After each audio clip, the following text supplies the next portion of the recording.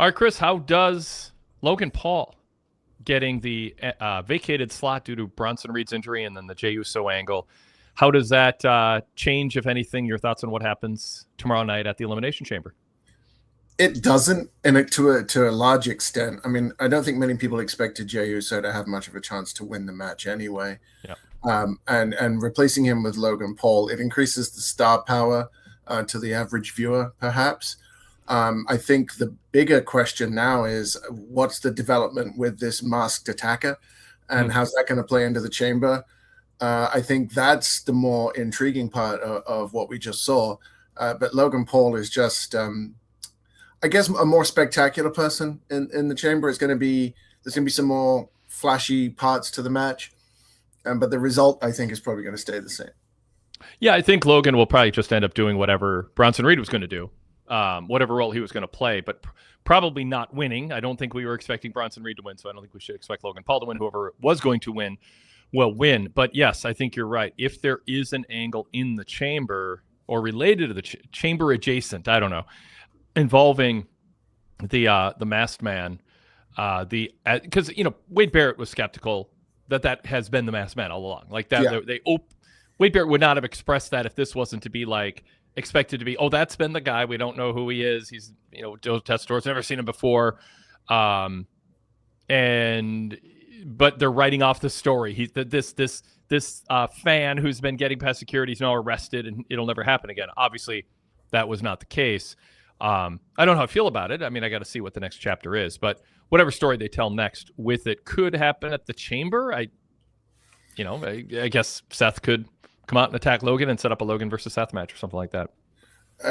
It'd be a bit early for Seth. I think I had heard some talk that they were going to write off the masked attacker angle entirely, and they were just going to try and sweep it under the rug. I really hope this isn't how they're doing that. I kind of expected another masked man to come out while they were going, who the heck are you? And attack everyone from behind, which would have been, Wrestling 101 at that point. But as long as this isn't the end of it and this is just development, I'm actually really happy that they've thrown sort of a spanner in the works. If they were to write it off entirely, is that just because, they just have a run of bad luck with injuries with Breaker and Bronson and to a degree Seth, and they're just like, let's just cut our loss here? Yeah, I think it would just be a case of whatever that we had planned is not going to work now that the vision is two people. And there's just not really anywhere they can go with it. I think maybe the plan might have been some dissension with Logan Paul and Austin Theory, and maybe they were going to work something out there. It's difficult to know, but if you've only got two people left out of what was a 5-man stable at one point, it kind of seems weird that you would continue an angle there. Although, if Karrion Kross's little hint on social media earlier this week is anything to go by, they might be reinforcing the ranks soon. Maybe he's in the crate. I don't know. He's likes creating a buzz for himself. He's successful at it. We'll see what can happen. Did Jacob Fatu come out of this looking okay? He came out of this possibly being checked for his Samoan heritage because he got hit in the head. I'm pretty sure they're supposed to be immune to that. That's not an original. I have to thank my son for that one. I think throughout the night, I was really impressed with his backstage segments. The first one, especially, where he went and confronted Nick Aldis, and he struck the perfect balance between anger at the situation, concern for his cousin, and then desire to make it right and to take his place. And I didn't think at any point he overmodulated. I didn't think he sort of overdid the emotion. He was angry at the right times. He was worried at the right times. His segment with Sammy, not quite as good. He might have yelled a bit too much, but I think he turned it around perfectly and put things back onto Sammy. And I think that's been the missing piece for me. Like, we know what he can do in the ring. He is exciting to watch. He gets those moments that WWE is obsessed with right now. But his ability to come across as a relatable, serious character who isn't all catchphrase has been the missing piece. And I think tonight he showed that he actually is developing it. That was my thought. I thought tonight was a good sign in terms of what he was able to do. If you have a mystique about you, which Jacob Fatu did early on, and it led to a lot of excitement about him and initially, I think, an over eagerness by fans to see him super pushed, with which WWE sort of gave into and then backed down from, and then some things happened. So, they like to test somebody out for a while to kind of see how they do in a range of situations, even if the crowd gets a little bit ahead of their push. And tonight was a sign that maybe he can be relied upon to be more than a catchphrase machine who plows through people. And so that's good. I don't think it matters, but it won't change the direction of what they're doing with WrestleMania. Based on, because we had the incident, the finish with Drew McIntyre hitting Jacob with the belt. And then we have Randy Orton continuing to be potentially in the mix with, putting his name out there. Then you have Sami Zayn saying, accusing other people of attacking Jay, for instance, and being culpable for some of these things. And maybe he is. So there's a lot of moving parts here. There's basically 5 key players with who could end up challenging for the championship. Where do you see this shaking out based on what we saw tonight in terms of Sunday, when we're settling in and taking in what happened at the Chamber? What match are we looking at? Especially with GM Nick Aldis just going last week, you keep pushing me, you can find out the power I have. It seems like we're headed to a multi-man match. I don't know how we get there. What do you think? It's funny. I could almost swear you're looking at my notepad, because I wrote down that I really don't want to like this whole thing with the intrigue backstage, because you're right, it's leading to a multi-man match and it seems obvious, but I really do like it because everything seems to be just working well together. We've complained for years, ever since I've been listening to and on the Torch, about the parade of challenges that starts off shows, especially go-home shows. Yeah. Tonight's felt different. The show started chaotic. You had the backstage scene with Jay being loaded into the ambulance. You had Jacob being angry. You had Cody transitioning us from backstage being angry. He went out to the ring.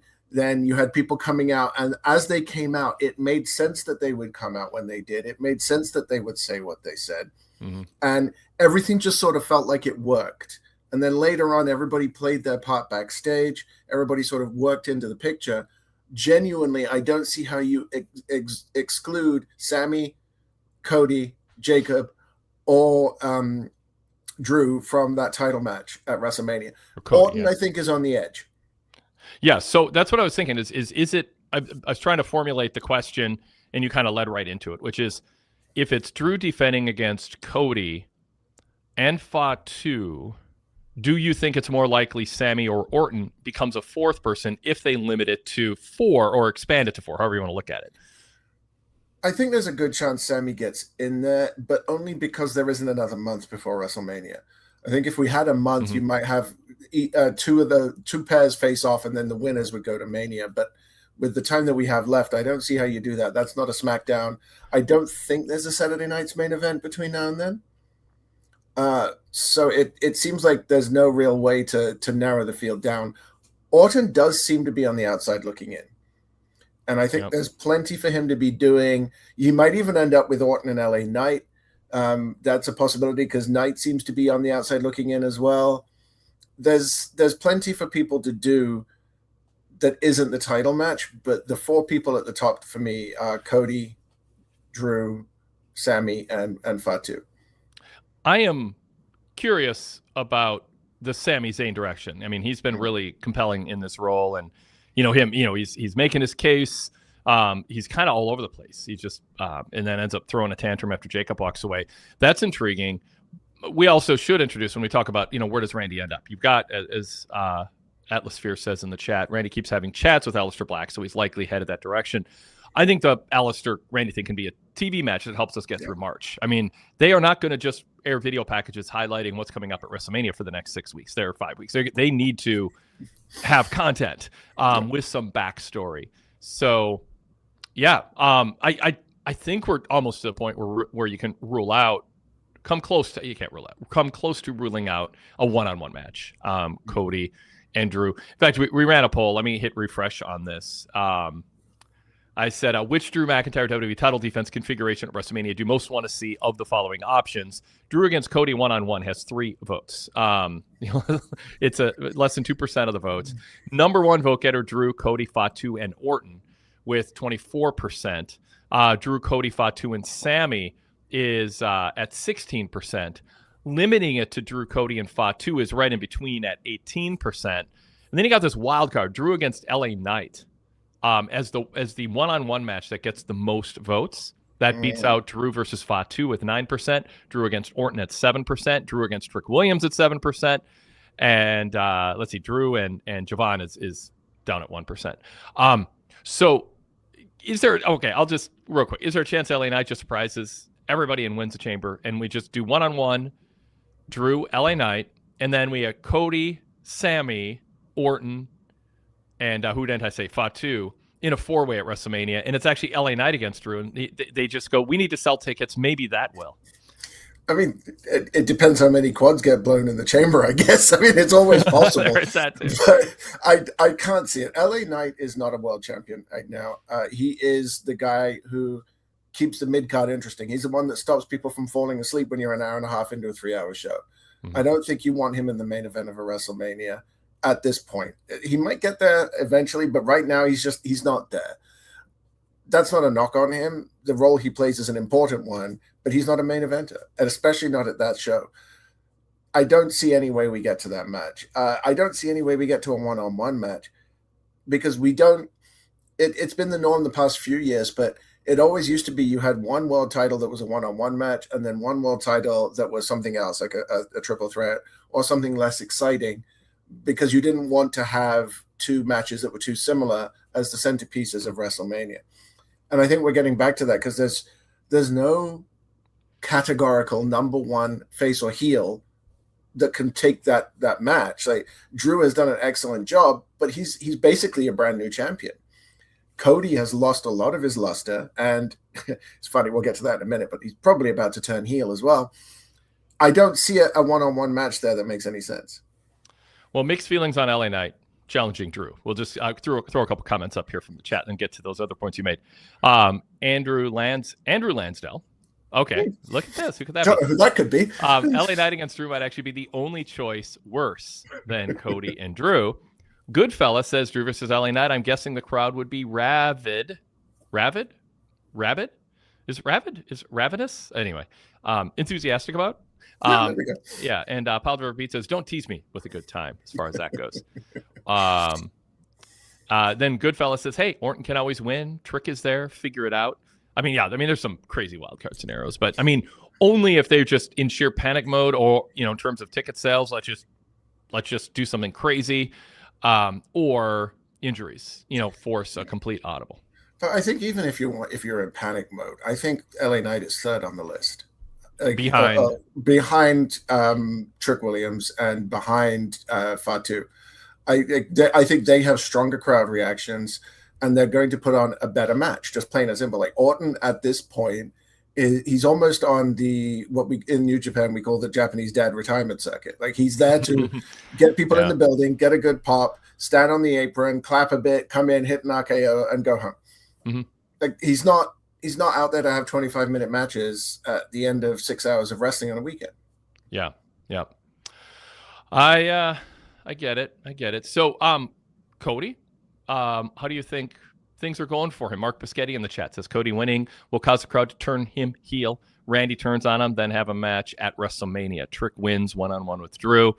There's Mark's scenario. There isn't one scenario that, I guess there's a leading contender in our poll, but there's not one scenario so obvious and so clear and so perfect that it doesn't discourage people from going, I'm going to come up with something that in any other year I'd feel silly proposing, but maybe something that isn't being thought of or considered ought to be. So if Cody winning would cause the crowd to turn him heel, but Randy turns on him. Well, Cody then needs to face Drew. So I don't know how we have a Randy Cody match but if Trick wins, then it's one. Maybe Mark's saying two scenarios there. Maybe I'm misunderstanding. But anyway, what do you think, Chris? I think putting Cody one-on-one with Drew actually is a disservice to Cody, because we've seen that match so many times. We've seen Cody in the main event of WrestleMania, 3 years in a row now, and he's not progressing. He's stale. He needs a change. And I know you are very in favor of giving him a chance to carry the ball as the number one babyface on the show, but I don't think he's got there. He's not showing that he can do that. He's on a show right now where the number one babyface is an ensemble cast, which he shouldn't have any competition. He should be able to dominate that show as the face, but he just can't separate himself from the pack. And I think if you put him in the main event against the closest thing to a number one heel that exists on SmackDown, you're setting him up for failure. So, yes, I think that the end result is right, that Cody's not separating himself from the pack. I think it would be worth examining why is that, and is it because of The Rock a couple years ago, John Cena last year, and a lack of Paul Levesque building up compelling heels and giving Cody straight up face heel matchups instead of a bunch of ambiguity and being big-footed and overshadowed. He is damaged in that way, and he hasn't overcome some of it. But if the booking had valued the straight up, we're going to protect Cody, he's our top guy, we're going to present him that way, but we're going to put some heels against him who we think are perfect types of personalities that fans would root for Cody to defeat. That's a fantasy land. That's not what we got the last couple of years. So we are where we are, and where we are is, Cody isn't separating himself from the pack. It is an ensemble, and it's more interesting standing here right now, looking at all these possibilities. I mean, let's say from a injury standpoint, if it caused him to have to shake things up, I think they could get away with Drew against Jacob, Drew against Orton, and Drew against LA Knight. I mean, I think they could make any of those work as a sort of night one part of an ensemble. They put themselves in a position for turnkey, suitable main events for the WWE title, in part because Drew is so strong, and I think you give him 3 weeks and he can make the match feel WrestleMania worthy. I think what he can't make feel WrestleMania worthy right now is Cody one-on-one. Yeah, they just have done that too much, and Cody's just not. The story of we want Cody to regain the title, even though Cody made his argument to be on the chase, I don't think that's where the fan base is. I think if I'm giving Triple H some credit, I think he might have learned from the Roman Reigns fiasco of this guy's a babyface and you will cheer him. Roman got popular when they made him into the biggest heel the company has seen in decades, and then the crowd turned him back face. I believe that's the path they're taking with Cody. They're going to turn him heel. They're going to make everyone hate him, and then organically let him get to the point where he's cool enough that he turns back. I do think that's a risky proposition because they might fall in love with booing the guy. It's easy to do, but it's whatever they're doing now isn't working. And you're right, they haven't built up strong heels for him, but the strongest heels in the company are on the other show. And unless you're bringing Gunther over to SmackDown, I don't know who you put in front of Cody that's going to get him to that point. They don't have time. You can't put Cody at the top as a face and then have nobody there ready for him. You don't have time to build anyone up. So either you turn him heel or you move him. Yeah, I mean, you're right. I mean, I'm as you're talking, I'm kind of thinking, okay, can we rewind 9 months and promote Trick sooner, take away his music, make him a heel, and suddenly, you got this Trick just goes on a hot run. And it's the guy who's going to end the Cody era. But it hasn't been the Cody era, and that isn't what happened with Trick. So we don't have that scenario as an option. But that's the kind of thing you'd think looking back, Levesque, it would have been good for Levesque to come up with something. Although, there have been some unexpected twists and turns along the way that kind of reshuffled some things. Cavante Smalls says the scenario WWE goes with will depend on how desperate they get to sell tickets. Elimination Chamber will have a solid crowd, but far from a sellout. Mania is notably behind in ticket sales. Yes, indeed, it is. I believe, not that it's the only place people have been talking about it, but it is the cover story in this week's Pro Wrestling Torch newsletter. WrestleMania ticket sales down. Back page, my various scenarios for Drew McIntyre at WrestleMania, exploring a variety of them that we're doing here. I had a crazy idea in endnotes in this week's Pro Wrestling Torch newsletter for VIP members. If you want to see a match concept that I don't think has ever happened at WrestleMania before that could handle all of this. All right.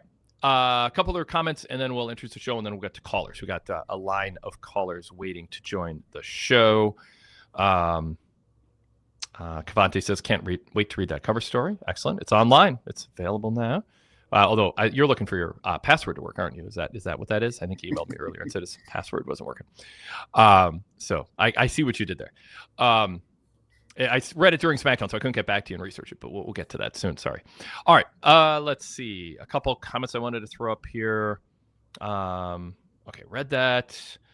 Did I read that? Oh, yeah, of course. There it is again. Well, anyway, I know there are other comments I wanted to read. Oh, here's something. Cavante says, Triple H failed at a lesson Vince nailed for Hogan in the 80s. Have a terrain of heels lined up, ready to go. Now, in Levesque's defense, that was an era where Hulk Hogan brother cuts a promo on syndication, and then Bobby Heenan or Jimmy Hart or Slick or whoever cuts another 1 minute, 2 minute promo in between squash matches on the syndicated show, and then they set it off on tour at the house shows. They were not trying to fill 3 hours or 2.5 hours every week with layered characters, nuance, drama. It was not. The revenue was not in TV at that point. The TV wasn't a loss leader, but it was a conduit to get people to buy tickets and pay-per-views. We're in a different era now. So lining up heels for Cody to beat, one, depends on Cody being Hogan, and that has not happened. I would argue it had a chance to happen, but we'll never know with how they handled things the last couple of years. But that said, Cavante, I mean, there is, and Chris, you have skeptical body language going on, but I think I am not against trying it, even with the caveat that we live in a different world now than we did 30 years ago when that was a formula. I do think there's something to be said for kind of simplifying and going back to that and telling stories in other ways on the rest of the shows, but just have a dominant, have a fighting babyface who is vulnerable, but fans are behind, and he states a journey and a goal, and then you have heels who are a variety of different threats to him. I mean, I'm not against trying it. Sometimes I think you want to strip things down, be a little more simple than whatever Levesque's been doing with all the ambiguity and people in each other's crosshairs. So yeah, your thoughts. The thing that people forget about the train of heels lined up for Hogan is that none of them actually lasted very long after losing to Hogan. Yeah. You bring in a bunch of giant men, both in terms of width and height. They squash a few people, they get pinned by Hogan, they job around in the mid card, and then they disappear. You can't do that these days. The people don't exist, and fans don't accept it anymore. You bring in a 400-pounder, he'd better be able to do a moonsault, or nobody's going to want to see it. Yeah, you need to have a plan for what to do after a heel loses to, in this case, Cody. And that can be the tag division. It can be switching brands and going after a secondary title. It can be a deeply personal feud, whatever, but you gotta have something. Mark Biscotti says, I honestly don't fantasy book that much, but Triple H's booking has been so bad and so misdirected and so full of injuries that going with someone new seems like a decent fix. Yeah, and I'm there's a little side thing, but I don't like the term fantasy booking because I think it means different things to different people. I think just say presenting various scenarios that might be better for business and what they're planning. That feels different than I think fantasy booking, which is, if I was Booker and there were no personal issues and not all the stuff that I get to ignore behind the scenes, this is how I draw money by magically booking all of this. And it's usually done without an eye on the long-term attitude issues behind the scenes, who's got mental instability issues that you're tiptoeing around, but you don't want to lean too much on them. I mean, whatever. I'm just, there's so many things that are at play. To me, fantasy booking is presenting a much too specific, intricate scenario that you present as the answer to all of the promoter and booker's problems that takes nothing into account in terms of long-term planning and all the stuff behind the scenes that we aren't always privy to. Suggesting an alternate match that makes sense, that's turnkey, is not fantasy booking. It's simply going, I think this would be better for business and they can make it work. So that's my little parenthetical on the term fantasy booking, which I think has lost its meaning over the years and sometimes gets used in a derisive way for things where it doesn't actually apply. It's just people speculating on what might be happening or offering a slightly different path. That said, Chris, let's pause, introduce the show. We're deep into it, but that blockade topic is interesting and I like it. I mean, I don't know if Paul Levesque likes it. I don't know if people who are thinking of going to WrestleMania like it, but for a show like this, it's fun. There's a lot of moving parts. This is the Wade Keller Pro Wrestling Post Show on Friday, February 27th, 2026. I'm Wade Keller, host of the show, editor and publisher and founder of the aforementioned Pro Wrestling Torch weekly newsletter. Paper copies go out every week to our subscribers who like going to the mailbox to settle in without a screen and read a mega dose of wrestling coverage with a lot of exclusive content. It is also presented to our VIP members as a PDF and an all-text version, so you can read it on your phone or your tablet, PDF or all-text version. And to be a VIP member, you go to pwtorch.com/govip. Lots of ways to subscribe, different tiers. You can sign up through Patreon, search PWTorch VIP there, get a 7-day free trial. You can also then sync it up with Spotify if you sign up through Patreon. So if you're in the Spotify ecosystem, you can unlock all our VIP shows, all our VIP podcasts that way. You can also search PWTorch in your Apple podcast app if you're using the native podcast app on Apple on your iPhone, and the charcoal gray logo pops up, PWTorch VIP. There's free samples on there, but you can also unlock all the VIP shows using your Apple account and try it free for 3 days first. For full VIP membership, unlocking all the archives, customizable podcast feeds for different shows and different themes, and different clusters of shows. Our ad-free website, which is mobile and desktop friendly, nearly 4 decades of archives of newsletters, hundreds of retro radio shows from the 90s, over 2 decades of podcasts, including over 2 decades of post-pay-per-view roundtables on demand anytime you want them, and new VIP content throughout the week, written and audio. pwtorch.com/govip is the place to go. We would invite you to become a customer and support us. I think we'll give you a lot in return for your support. But we're here to talk SmackDown tonight, and we have our live chat going. We've got callers on hold. I haven't checked the inbox yet. We might get to some emails. But first things first, let's introduce the other voice on the show to our podcast audience who can't see his name on the screen. It's Chris Lansdell, PWTorch contributor, mostly covers Japan for us. Welcome, Chris. Good to have you in the co-host chair again. Always fun to be here. Thanks for having me. Yeah. No, you said we did. I'm going to say, before we went live, Chris, I don't know if we have a lot to talk about. This might be a shorter show. Here we are. Nearly a half hour in. We covered one thing. Haven't gotten to callers. But we talked about the main thing. So we'll see how it goes. All right. Let's. Okay. If you want to email us, you can do it now. If you're watching us live, if you're listening to us on the podcast, we won't see it because the podcast doesn't go up till after we're done going live. So, but if you are a podcast listener and you want to be part of the show because you can't join us live, Wade Keller postshow@gmail.com. Email us during Raw, Dynamite, or SmackDown, or right afterwards, and we'll get your email on the air if it isn't a topic we've already just covered or whatever. You can also be part of the flagship, Wade Keller podcast@gmail.com, if you want to email our flagship. I think Jason Paul is due on Tuesday in the rotation. So, yeah, email the show for next Tuesday if you've got questions, comments, rants, or topic suggestions. All right. If you want to be a caller, look for the link in my TV report at PWTorch or PWTorchVIP.com for our VIP members.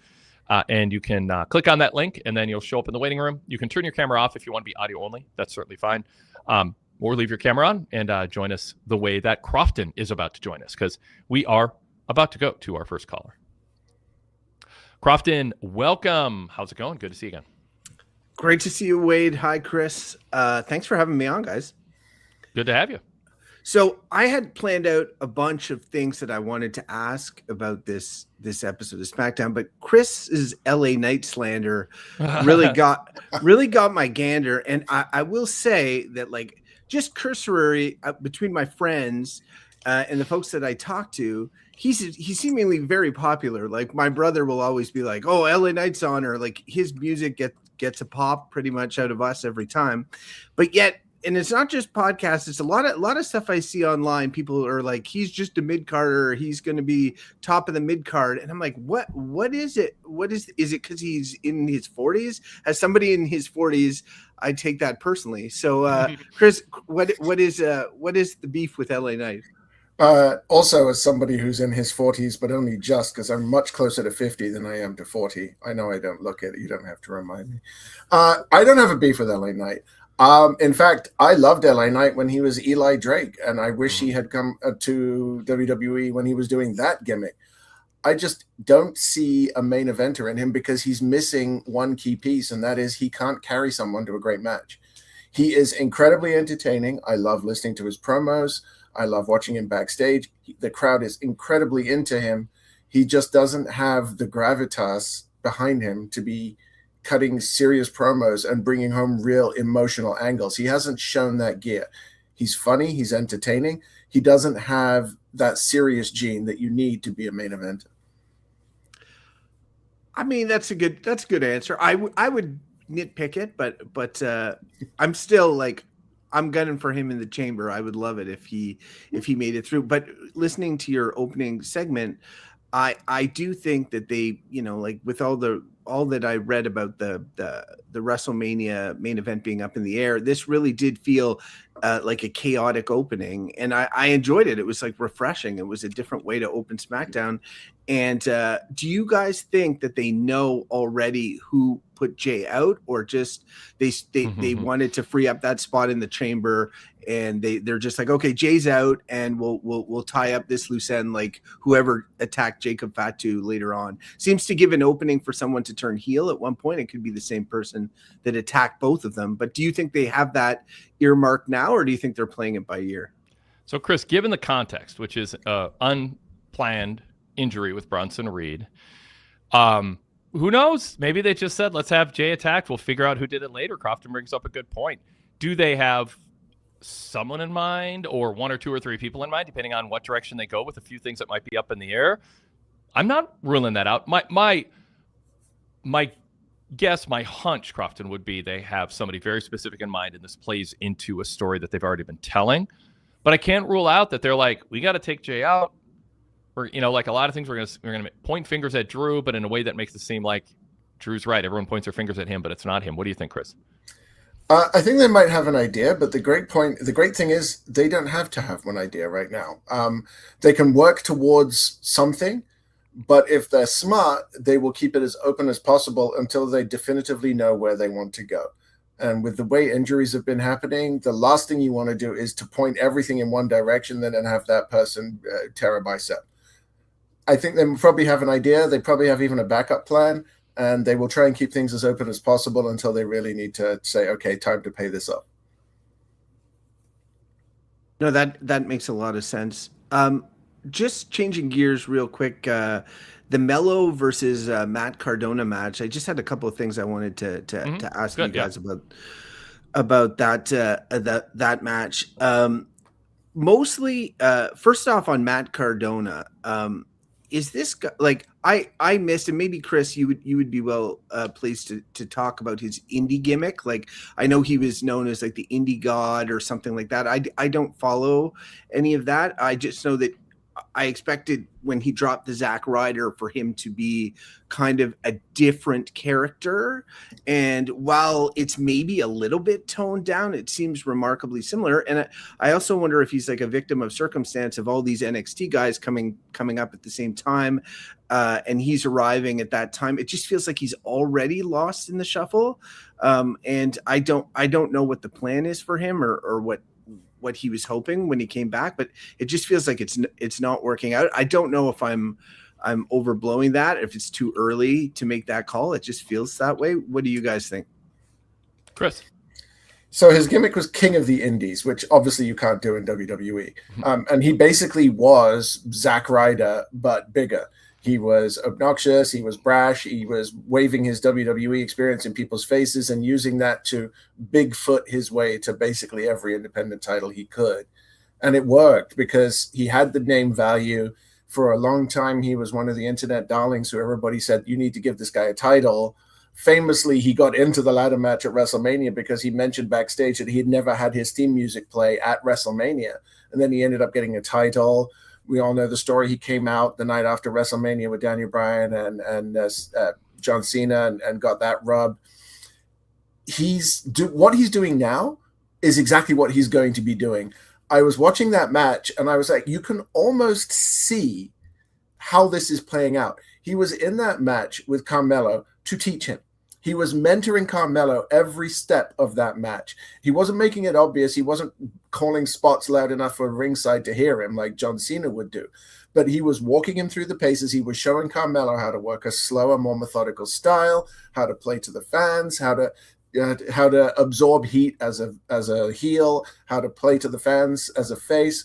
It was almost like a lesson. And I was watching it from that perspective and going, Matt Cardona is in the perfect spot right now to teach these people, as you mentioned, who have come up for NXT. They're not there to replace him. They're there to learn from him. He was brought back to teach these people because of all the experience he has. He's wrestled basically every single style under the sun because of all the work he did on the indies. He's got a ton of experience in getting over. He's got a great look. He's got that residual popularity. He's perfectly positioned to do exactly what he's doing. Do you think that that's what he wants? Do you think he's in on that, like, and knows that that's his purpose for being there? I think if you say to any guy at his age, in his stage of life, in his career, come work with your wife, make a six-figure plus salary, do easy matches every week, and mentor the next generation, and then walk into a cushy producer job when you're done, I think most people would snap that up in a heartbeat. I would. I'll go tomorrow if you want. Yeah, there's the mythical sphere of pro wrestling canon where I think some fans think getting pushed in TNA is more important to grown men than having their paycheck quadruple at least and be seen in front of, 5-10 times as many people, be part of WrestleMania, and get position yourself for a job after your in-ring days are done. That doesn't mean there isn't a little pride going, I wish they saw me in a higher place. Maybe the crowd will drive that. Maybe there'll be an opening for somebody who has my strengths as a heel, or as a, like Wade Barrett said, people who saw him in his last run, his incarnation, may be surprised by this version of him. They're kind of, not tiptoeing around it, but they're alluding to a story that they're not fully leaning into. I mean, I'm of the camp where I think, Matt Cardona losing tonight, going after a secondary title, is about right. Yeah. I don't think he's LA Knight. There's just sort of a, something about his personality where it's not serious, but he can not, I don't want to say cosplay a heel, but like I just did, but he can play like a more edgy heel on the indie scene, but that's not who he is. And it's not fair to criticize him for not looking that way on the main roster, but that's not who he is. So I think he's fine in this role. And I don't know. I'm not against him being around doing this, but I'm not lamenting that they're not like, oh, this, he should be being protected and then pushed more than this. I do think they have to be careful because at some point he is going to have to start winning some matches. Otherwise, you don't want him to be like a Lance Archer or somebody who shows up, wins one match, and then loses 10 in a row, right? Yeah. Maybe he gets a few weeks with a U.S. title at some point just to show that he isn't just there to lose. But when he came back, he said he was gunning for the world title, and everybody laughed.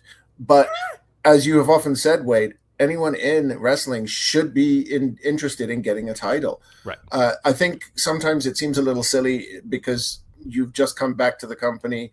You're not ready for the world title, and you should know it. But he is now trying to get the U.S. title, and there isn't much lower than that you can go.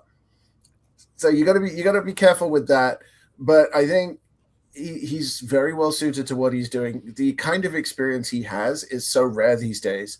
It used to be the commonplace that people would work in different promotions across the country. I can't even think of the word. There's a word for this. Back when Vince brought up all the other promotions, territories. There we go. They used to go through all the different territories, get a bunch of different experience and a bunch of different styles. And by the time they got on TV, they had all that experience. People don't get that now. They go from college sports to NXT to the main roster, and they don't have that background that they can share with other people. So Cardona is a rarity, and harnessing that is going to be super valuable. And I agree pretty much with everything you said, except for working with your wife. I would not want to do that.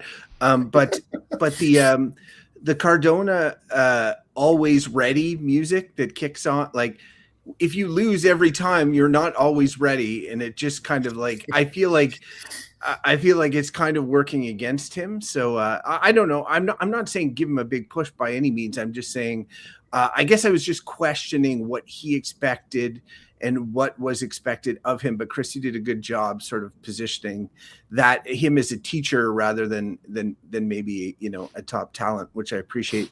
The other question I had about that match was about the U.S. title open challenge, and which I enjoy. But during the commentary, Wade and Joe Tessitore were talking about how, like, they were talking about the WrestleMania card and how to get on the WrestleMania card. Only one of these two people in the match will get on the WrestleMania card, and it'll be the one with the title, essentially, like, or something along that line. And it got me thinking, would the U.S. champion defend the U.S. title at WrestleMania? It's given away. U.S. title matches are given away every episode of SmackDown now. Is the side effect of that a devaluation of U.S. title matches to the point that like seeing them on a pay-per-view card now is no longer that special or impressive? And is there a chance that Carmelo just does not have a match at WrestleMania? My thinking is maybe the Dragunov story that we saw, forwarded tonight leads to him missing his chance, or Hayes going, the window closed, or there's all these, I don't know how they tell it, but they sort of drag it out or tell a story where Dragunov finally, who made the U.S. title what it is again, gets that shot. I think Hayes Dragunov rematch held off until WrestleMania might work. What do you think, Chris? It's interesting because when I heard that line, it perked my ears up. Historically, that title hasn't been defended on WrestleMania for a long time. It's either the U.S. or the Intercontinental. The tag team titles don't even always make it. So it was a really weird statement for Wade Barrett to make. There's a chance it's a multi-person ladder match. They like to have at least one of those on the show just for spectacular sake. That would differentiate it. Yeah. Dragunov and Mello, I think if you're going to do that, you're almost turning Dragunov heel at that point, because everything about that conversation today sounded like one of them is turning. I don't know which one. I think you're fighting an uphill battle with either way, but that doesn't seem like a match that you put on at WrestleMania unless one of them turns on the other. I'm okay if they don't, but I get why you think that. You don't want to turn Hayes again. And I don't know. I think Dragunov just is a good, I don't know. He's a good scrappy baby face. I would be okay with them being face, even if there's an edge to their dynamic. But you need the edge. And a heck of a promo from Dragunov, though. I think considering it's probably his third language, I thought he did really well tonight. But just back to the original concept of open challenges, do you think that having this open challenge week after week, reduces viewer interest in seeing this title defended in a pay-per-view setting? No, but I get why you ask it. But you have to make the WrestleMania match special. Like, for instance, at the risk of sounding like I'm fantasy booking, this is an illustrative point I'm making. I don't like that term, Wade, fantasy booking. I have a different term for it. A famous podcaster talked about it earlier. I would say that a Chris Jericho could show up at WrestleMania unannounced, although they probably want to sell some tickets. You say we're going to have a grand U.S. title open challenge, and it's WrestleMania worthy, and Adam, Nick Aldis goes, I know who it is, but I'm not going to say. And Hayes says, don't tell me. I want this to be a WrestleMania moment for me. Whatever, you build it up, and it could be any number of people, but you can wrap a WrestleMania vibe around an open challenge by making it feel different in that way, where like all this, like, it's big, but I'm not telling you, Carmelo. Carmelo's like, I'm fine with it, and you make fans speculate and wonder, and then boom, the music hits of somebody, and people go, wow, that's cool. So, I think there's multiple ways to do it, but there's an example of how you can take something that you're saying, hey, maybe it's an every week thing, every other week thing. Does it really need to be on WrestleMania then? I don't think so. But it would if they don't make it special, because obviously everybody who's worthy getting a title shot and then losing, you don't have anybody really left then to make it feel WrestleMania special, especially if other people are challenging for it in the weeks leading up to Mania. I can go both ways on this. Because on the one hand, you're right in that if anybody can just walk out to their theme music and get a title shot, why is a title shot at WrestleMania any more special? Here's my counterpoint to that, though. If you are watching, especially WWE, but it applies across wrestling, and you hear people start calling out time limits in a match, that's going to a draw or very close to one. If you do an open challenge every week and it's somebody on the roster every week, the surprise that does show up means more because you don't expect it. If you do an open challenge out of nowhere all of a sudden, it's probably a surprise return, and it kind of takes away some of that specialness. But if next week, it's not going to be Chris Jericho because he's still under AEW contract as far as I've heard, but if somebody does show up next week out of the blue and challenge, who's a complete surprise, it's going to mean a lot more because we're all expecting it to be Shinsuke or Bobby Roode. It's not going to be Bobby, but you get the idea. Somebody who's on the roster but hasn't really been on TV for a bit. But if Danhausen walks out, for example, it'll be a real surprise. And the U.S. Title Open Challenge, Crofton, could be somebody from NXT who hasn't been on the main roster. Ricky Stark steps up, for instance. Ooh. Ethan Page steps up, for instance.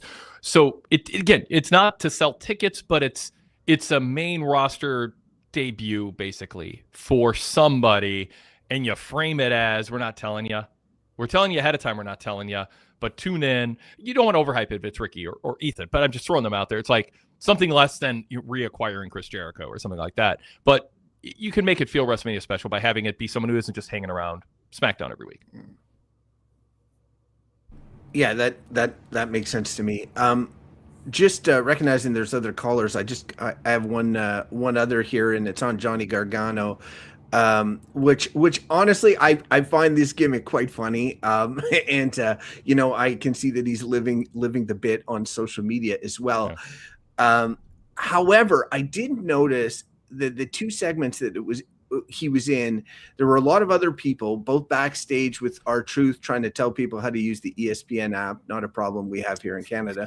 But sort of like, I don't want to say burying that entire division, but all the wrestlers who appeared in that segment are immediately lesser than in kind of my eyes. It's just in kind of a comedy segment. The Motor City Machine Guns were in there. There was a bunch of folks that were in there. And then the next match was a match between Candice LeRae and Jordan Grace, who are both, I would argue, kind of cold, searching for their identity. Like, they're not hot right now. And therefore all the attention is taken by Johnny Gargano lying on the desk, which again is funny, but I'm just wondering if it has a negative effect overall on these other wrestlers, and in particular for the two women. I'm wondering if that's just bad booking, putting two people in a match that neither of which are eliciting a reaction right now. Yeah, I mean, throw that out to you. Yeah, no, it was roughly a 4-minute match. They laid out there, that the match only happened, as Barrett said, because Grace called Gargano a little weirdo. So that led to the match happen. So the whole match is happening because of Gargano being a little weirdo. And for 4 minutes, it's going to be something about Gargano and Candice getting distracted by Gargano wandering around ringside. I see it as harmless, but it wasn't designed, Crofton, for Candice and Jordan to get over. It was designed to forward a storyline with Gargano. I don't think they're super worried about Candice being over in a match as much as being able to play off of Gargano for comedy. And I think Jordan Grace comes out of this unscathed. I think you can be part of this match as a one-off TV match, and they can heat her up for something that's a more serious feud later. So I see it as harmless within the WWE formula. Chris, what do you think? First of all, I will see your LA Knight outrage and raise you the Kit Wilson outrage I'm currently feeling. You, sir, are toxic. Now, that match was only 4 minutes. That felt like 14. I literally have written down on my notepad, this isn't AEW. Jordan Grace doesn't need that long to beat Candice LeRae. Mm-hmm. It felt interminable. Jordan Grace, I don't know what she was doing in TNA, but she ain't it. This is not what I expected when she came over. She's just not doing it for me. And then, I don't really care if she's in that segment because she's shown me nothing that makes me want to see more of her. Candice deserves better. The Gargano thing, it's amusing, and it's almost like it's the mirror image of what Sammy's doing, because they're both incredibly sad and frustrated and showing it in just completely different ways, which is weird to do on the same show. But the whole backstage thing, man. So I guess Humberto and Angel Garza are still employed. Who knew? Apollo Crews is still alive. Who knew? And then you remember when somebody said, remember when the Machine Guns were going to save the tag team division? Mm-hmm. Pepperidge Farm remembers. That whole thing is just, if you need to spend 5 minutes of your precious television time telling people how to watch your pay-per-view, maybe don't. I don't know what to tell you. Yeah. Okay. No, that I forgot about Kit. In my defense, he did well. He did well. Wade and I are on different sides of Kit, and I'm on your side, Chris. Yeah. Well, hold It's on interesting here. because I'm on Wade's side. I think I'm on both sides. I am acknowledging Kit plays this role tremendously, but I don't think it's really deniable. It just matters how much weight you put on it. That the genesis of the angle seems to be making fun of the concept that some people say men shouldn't be the dominant gender in every way and control females and not cry and always go to the gym, wake up at 5 a.m. for the gym. I mean, the whole manosphere thing, when the heel is the person who's trying to, you know what I'm saying? It's just, yeah, no, for sure. Yeah. I don't need to go through it all again, but yeah. You don't, but at the same time, it's like, I don't know. I'm able to differentiate his portrayal. Like if every character was like him, then maybe, but like just having one character, there's a lot of satire in wrestling, I guess is my. Hold on here. Wait a second. So where is there another character who in every way is speaking against something that you're also against, but you're supposed to boo him because he's an entertaining comedy figure? Like the part that bothers me is, and I don't care what Kit's intentions were. What I care about is what happens on air. And you are encouraging an audience full of families, kids, to boo the notion that the manosphere should be made fun of, and instead it should be protected because you're a ridiculous, effeminate character if you think that there's more than one standard correct definition of what defines a man. And I just think WWE can influence. There should be some level of responsibility with who they market to. And they're making it seem like let's mock this silly, effeminate guy for being critical of the ridiculous manosphere. But he's critical of everybody, like of all the men. That's if he was only critical of certain people, maybe. But he calls everybody toxic, so it means nothing really. Well, the genesis of the angle is anybody who if you think this week you want to enter it in evidence that he's softening the toxic masculinity thing and just saying you're toxic, and he's taking away, because toxic masculinity exists outside of WWE as a pushback from a bunch of insecure, lonely men who want to gain their self-esteem from a bunch of podcasters and social media influencers who tell them, here's how you are a real man, because of some very outdated notions of gender roles in society. And he has taken that and turned the babyface argument into a feminine heel character for kids to laugh and make fun at. I'm not gonna approve that because it makes me laugh sometimes, even, he's entertaining doing it. I want to speak out against. It seems like there's an ulterior motive that is green lighted this. I think, though, if you look at the people he was berating this evening, not a single one of them would fall into the definition of toxic masculinity, as far as I understand it. I mean, you look at Humberto and Angel Garza, like they're very metrosexual in their presentation, and he's calling them toxic. Like, I think it started off in a way that could have ended that way, but I think they've realized where they're going, and they've softened it a little bit. I'm all for that. I'm all for if this week is an example of them turning the angle away from what felt like a message that was meant to make fun of people online, the snowflake libs who can't handle a real man who goes to the gym and tells his woman how to act and to whatever. I mean, like, if we can move away from that being the vibe, but are we going to with a straight face say that wasn't what the vibe was in the first weeks of the gimmick? So if they want to alter it, great. I mean, he's super entertaining. I enjoy the gimmick, but I still speak out against the concept of it for sure. But I don't deny it's funny. And if they want to alter it and they can make it work, I'm like all eyes and ears for that. But all wrestling is toxic masculinity, right? Like that's every character is essentially, there are these big macho people that are fighting each other. Like there is, so he's, being critical of wrestling makes him kind of a heel in that way. Anyway, I get where I don't think Cody Rhodes is is part of the manosphere. I could have an hour-long debate on this because this is a topic about which I'm passionate. But if you look at someone like Hangman Page in AEW, look at LA Knight and how he's been open about mental health struggles. That's the definition of not being toxic, right? You can be masculine and manly and muscular and go to the gym and not be toxic about it. What makes it toxic is when you try to impose those standards on others or try to assert your superiority because of your chromosomes.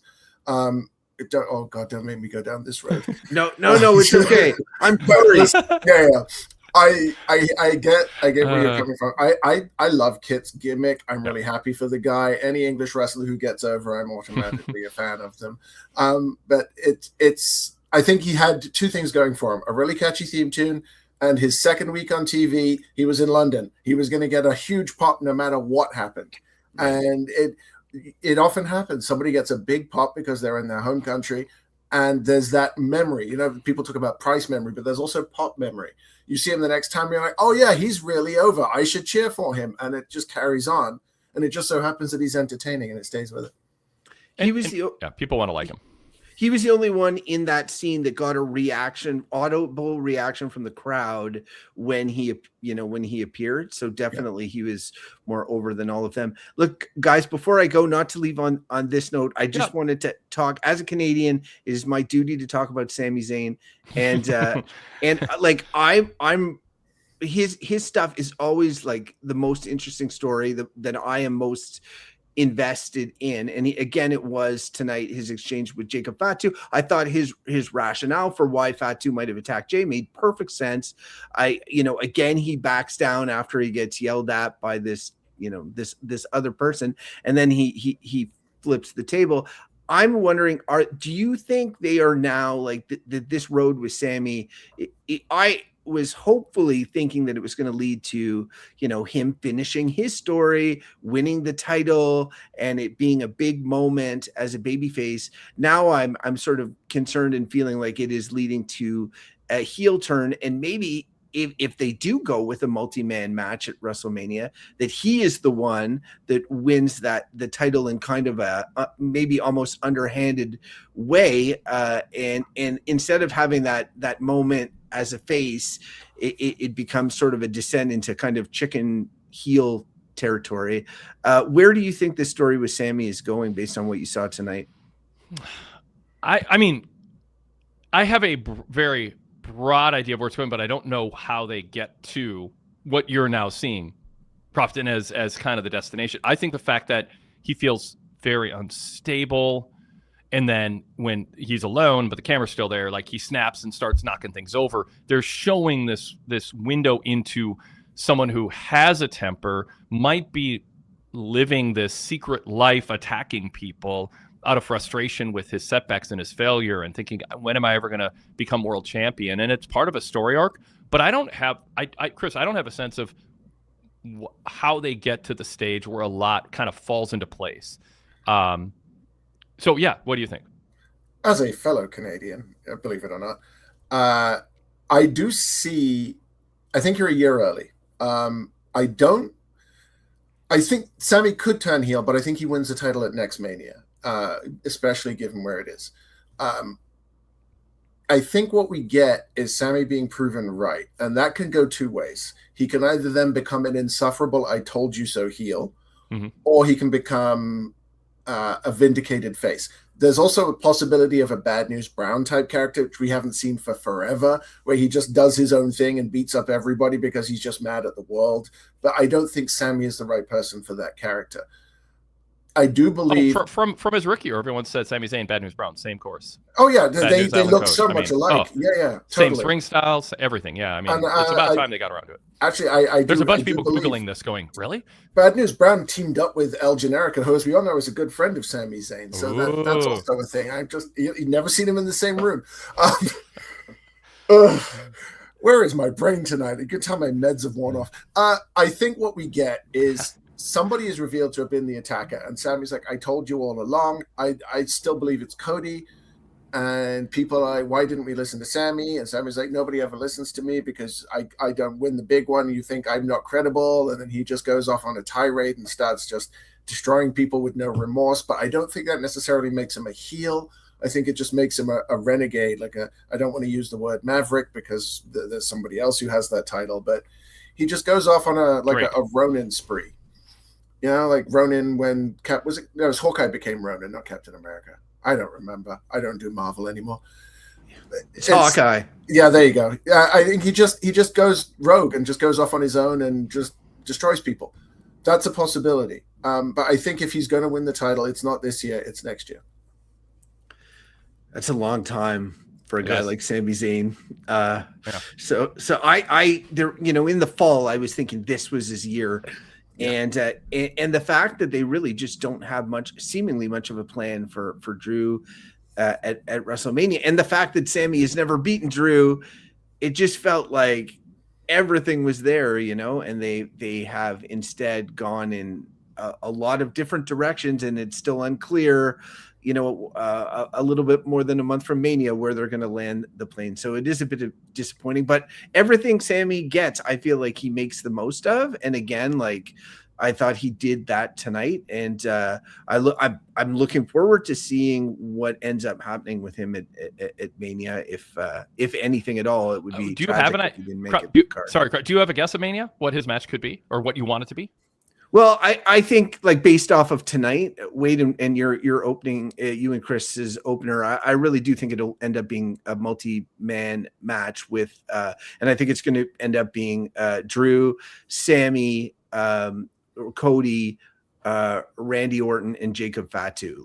I did not read the newsletter, so I don't know what the magic match type you have in mind. Not magic, more ridiculous, but I do think there is a way of beyond the number of people of presenting that match in an interesting way. But I do think it's going to be a multi-man match, and that's the type of match that I could see them scripting Sami to be the one to pull out a win from. But it would not be the same as Cody finally overcoming Roman if it's a roll up in a 5-man match, so I feel that leads him down a different path, and that's what I worry about. I would almost prefer him not win the title in that setting, and then that fuel him for the following year. So, and maybe become this Ronin character, which sounds pretty cool. So, all right, that's it for me, guys. Thank you so much. Crafton, enjoy your conversations. Thanks for calling. Great points. Yeah, thank you so much. Yeah, bye.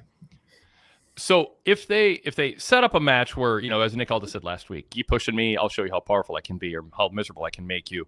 And he authorizes himself to start adding people to the title match. However they get there, and I don't know how it is, there could be a point where it's Randy versus Sami and Fatu versus Cody, and the winners get to go to WrestleMania against Drew. I don't like that because Cody, whoever wins the chamber should just absolutely be in that match. I don't think they should be putting that up for grabs. But let's say you pick three, you have somehow get to 3 people, but you go but then Drew pisses off Nick enough. He goes, I'm making it a 4-way Drew, and it's either Randy or Jacob or Cody, whoever hasn't qualified yet or been added, and Sami one-on-one in a qualifier, and Sami loses, and he's not on WrestleMania again. So the story with Sami could be they just F with him. He is just, it's one, not humiliating setback, but soul-crushing setback for this wrestler who fans have been on this long journey with, and they see this frustration, this feeling of inferiority, but the feeling of, when am I going to get what I have coming? Because I'm better than a lot of people who have gotten what I haven't. And so one way to tell that story is he doesn't actually have a match on Mania. And that's part of the story next year that you think is more ripe come 2027. Chris. Yeah. So it's an interesting one, because if you look at the Kofi Mania situation, right, where he was constantly losing his opportunities, although that wasn't as much a storyline as it was just them not thinking that anybody cared. Mm-hmm. But that made Kofi an even bigger fan favorite than he already was. And I think if you try to do that with Sami, who already has a huge following, it's going to be really difficult to then get fans to boo him. The easiest way to get fans to boo someone is to have them attack a beloved babyface. But as we have discussed, there really isn't one on SmackDown. It's an ensemble, and he's part of it. So who's he going to attack? What is he going to do to get him into that heel position? He is the one that would be the easiest to attack for people to become heel. Like if Cody attacks Sammy, that will get fans to boo Cody. But that Sammy is probably the most sympathetic figure on that show. So I don't really know what the path is to get Sammy booed. Does he have to be booed? Can the story be he's frustrating? But like if Cody says the wrong thing because we saw it last week, the fan sided with Sammy over Cody. So can there be a moment where Sammy is the conduit to get Cody over as a heel, and whatever Sammy did in distress and worry over not having winning a world title or having that WrestleMania moment on a grand scale, could actually you use what you just described as a way to get Cody over as a heel and launch Sammy on another Montreal Roman journey, but a new chapter a few years later? Absolutely, I think you could, and I think that's actually one of the more likely outcomes here. They both need something to sort of kickstart them up a level, and that seems to be the smartest way to do it. My worry is that the way they get to a multi-person match is that Drew just somehow gets into the chamber and wreaks havoc on the entire match, and we end up with the likely main event, unless you're going to put Punk and Balor as the main event, as a non-finish, with Drew standing over a bunch of fallen contenders. So in the first, Sean Plichta, not San. I've got Sammy in my head. Sammy is not sympathetic to me right now at all. He's been super heelish. I get it. I mean, the crowd cheered Sammy over Cody last week. I get saying he's super heelish, but I think he's exhibiting body language and frustration that feels like he's playing the victim in a way that Drew does. There's some parallels there that makes it seem like he's a heel, but I do think it can be, partly just finessed into actually you ultimately have more sympathy for him. Goodfellas says, why is Fatu added? He lost, he's out. But that's the thing is Drew McIntyre, he's out because Drew McIntyre hit him with the belt. Yeah. So Nick Aldis can go, you know what, Drew? You think you can use sneak attacks and hitting people with your belt as a way to dictate and curate the match that you feel most comfortable with at WrestleMania? Well, guess what? That's not how I work. Everybody you knocked out with your belt is now added to the match. Like, so whatever. I mean, that's a kind of route that they can take. So yes, he lost, but he lost because Drew hit him with a belt. So the storyline wise, I'm comfortable. I'm normally anti multi-person match because it's a crutch, but I think in this case, it's the natural thing to do. And it's fine on a 2-night WrestleMania not to headline night 2 with it. And it doesn't feel like a crutch. It feels like kind of a logical culmination of the storyline. And I do respect them for setting up this notion of Nick Aldis, the GM, going, you're making your bed. You're trying to dictate who your opponent is, and I'm going to spite you by everyone you knocked out unfairly gets actually to be inserted in the match. And your WWE math percentage goes from 50-50 down to 25 or 20. And I think 33 or 25. I should say. 132 and 2/3 chance. I think Sammy is explaining what he sees as a valid reason that somebody could be a suspect. Maybe it's because I've just binge watched 5 seasons of The Traitors, including the UK Celebrity. But it feels like there's a bunch of people in a turret trying to decide who they're going to murder, and everybody else is trying to figure out who the traitors are. And that's what Sammy's doing. He's throwing names out there. And I don't think that makes him a heel. I think that makes him paranoid. He feels like there's somebody working against him, and he brought it up to Cody, and Cody basically told him to build a bridge and get over it. He's got legitimate reasons to be upset, but what he's missing is that so do a bunch of people, and he's not seeing the forest for the trees right now. Yeah.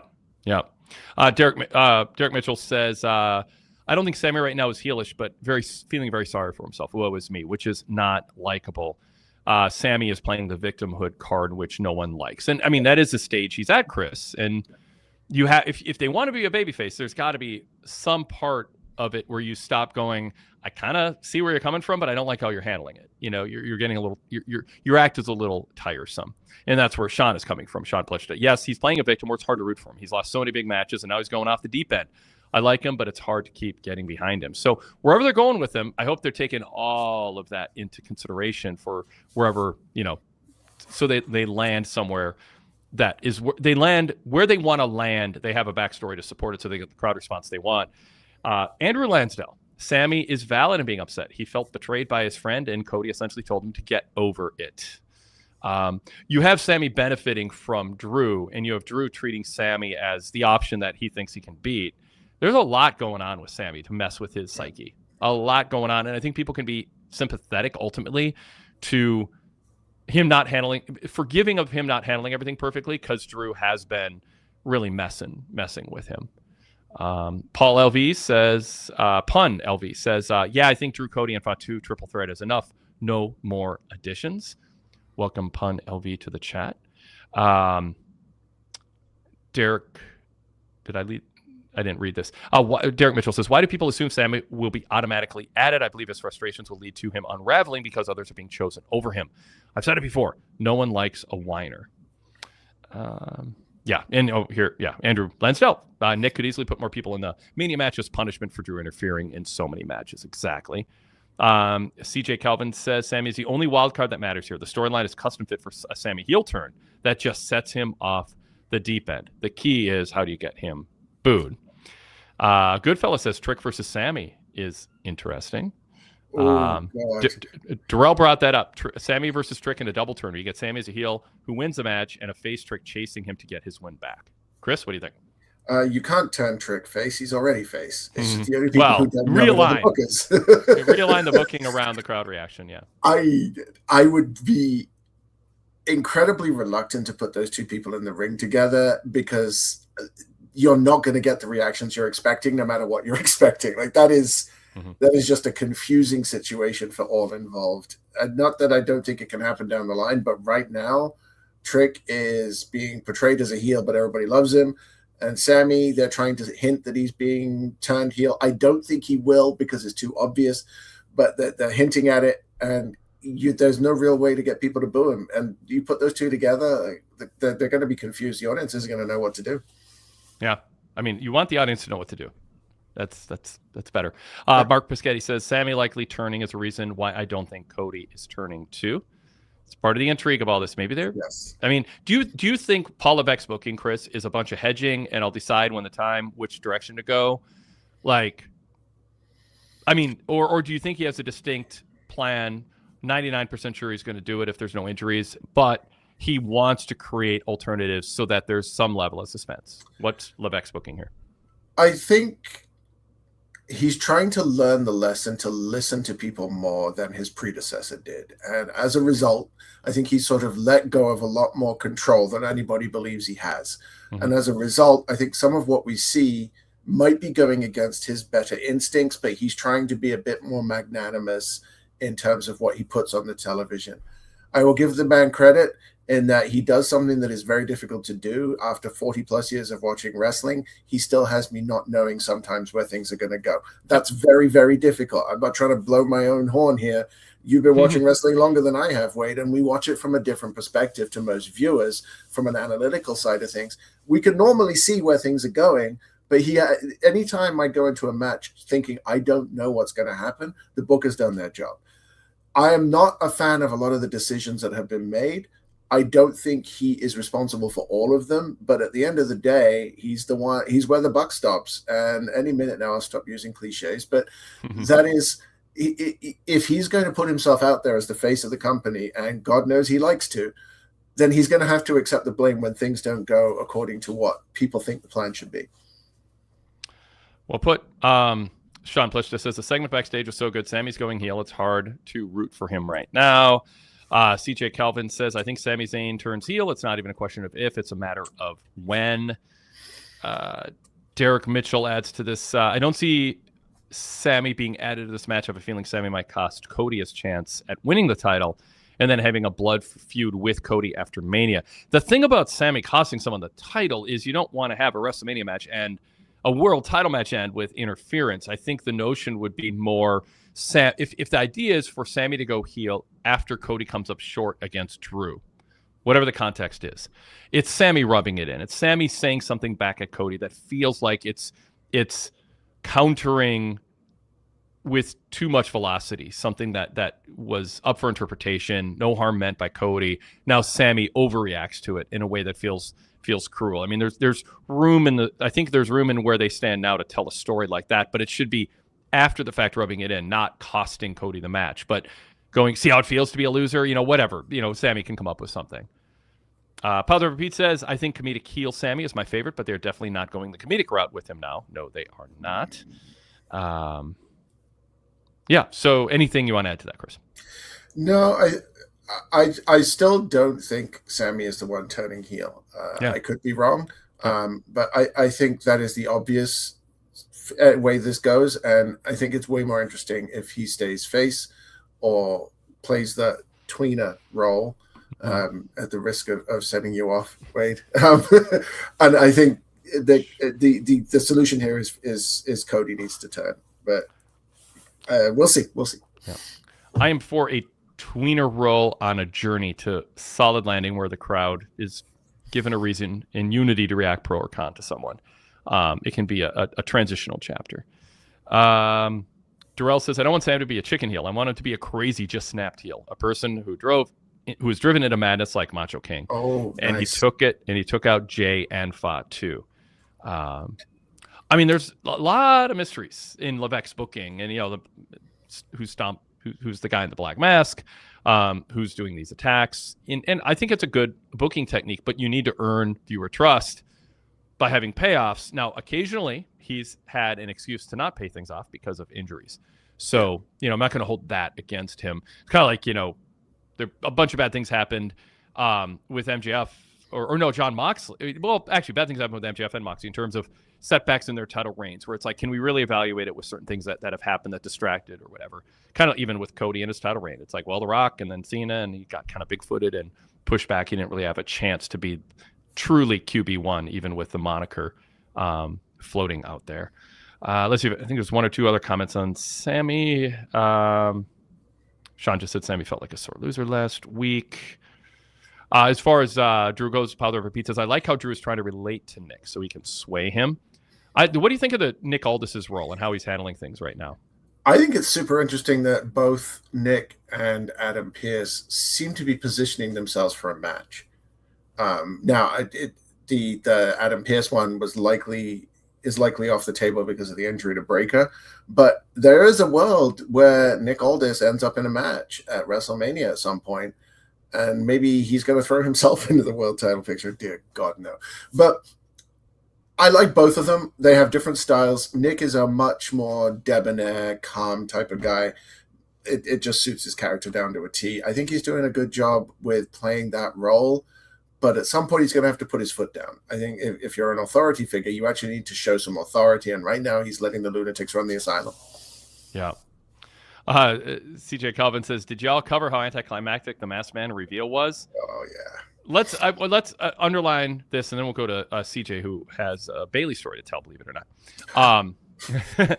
What do you think this was? Writing it off, punting for perhaps revisiting it later, or now it's just a bunch of it's like the mall Santas. There's the helpers of Seth or whomever that have been sent out, and they're kind of revealing. Yeah, it's not always just one person. There's been some people sent here, but so it's either that or writing it off, and they're gonna just maybe pretend it didn't happen. Like I don't bring it up much, but like Vince's limo blowing up, you got to move on sometimes. If enough other happens. Yeah, we did talk about this earlier, and I'm still not sure if it's going to be a situation where there's something more to come of this. From what I'm seeing, it's actually one of Seth Rollins' students that played the Masked Man tonight. Okay. Which is interesting. They might play that into it. Yeah. It may enter canon. It may not. But yeah. Go ahead. Yeah. Sorry. I was just going to say, it could all tie into whoever attacked Fatu, whoever attacked Jay. There's a chance that it all ties together. It could be two separate storylines. I just want to sit back and grab popcorn, honestly. Yeah. Yep. Sean Plitch just says that was so weird at the end. LOL. Darrell says that Masked Man was sent out there by Drew. Powder Repeat says I saw it as a lazy write-off. Derek says, just like all the fake stings, I don't think it's getting written off like this. Darrell says, yeah, Drew sent the masked men who could get fought too. All right. I hate that theory. That's an interesting one. Yeah. Yeah. Derek says, please, no more mysteries. I mean, you kind of end up overdoing it at some point. Yeah, I guess. Yeah. All right, CJ is awake and ready. CJ, welcome. What's up? CJ, got to talk. Can you hear us? All this build-up. And now he's fumbling with his computer. CJ. What's up? How are you doing? Doing well. How about you?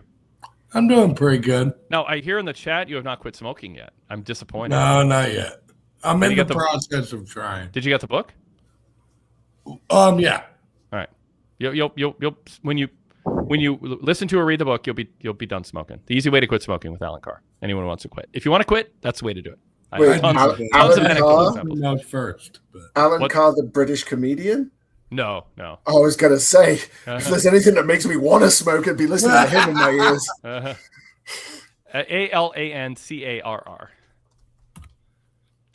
But yeah, look at the Amazon reviews are amazing, but don't read too. I mean, it's like I know so many people who quit because of that book. He's figured out the magic formula of 2 or 3 things that are needed to make it work for so many people, and it's so freaking expensive and so. I know you smell right now, CJ. I know you reek. Oh shit! You froze up on me. I know you did. I'm stalling while you're trying to unfreeze by insulting you, but I'm trying to berate you into going there. Oh, I'm back. Man. Okay, there you are. Yep. All right. Well, maybe you didn't hear me say mean things about you and all the other smokers listening, but they know it too. No, I did. I missed the last part of that. Oh, yeah. You don't want to hear it. Go ahead. Sean Bliss just says, "Geez, Wade, LOL." I said I'm sure you smell right now because you're a smoker. I was trying to like berate you into quitting because I want to see you. It's all good. Your heart's in the right place. My heart's in the right place, even if my methods are causing a bunch of people to turn on me right now. Go ahead. I'm done stalling. First things first. I did meet Bailey again this past Monday. Yep. Yeah. So, I saw the photo you sent earlier. So how was she? Did she remember you? Awesome as hell. Like the first time. Yeah. I told her she deserves way better, and she thanked me. Yep. But speaking of that, with who won the women's title match tonight? The tag title? I think they are setting up to do Nia and her partner versus Lyra and Bailey at Come in Mania. Hey, I mean, there's time to get there. Chris, what do you think? I mean, I should have known where he was going as soon as he started talking about a tag team match for Mania. There's probably going to be something like that. If it's not at Mania, it'll be a SmackDown before Mania type of thing. She better have a Mania match this year. I would be surprised if Lyra and Bailey last that long, and if it does happen at Mania, it'll be where Bailey turns on her. I don't know that that's necessarily something you want to see at Mania. I'd much rather have Lyra versus Bailey at Mania. I think that would be a better match. So, Chris, who do you think you said you think Lyra turns on Bailey, or the other way around?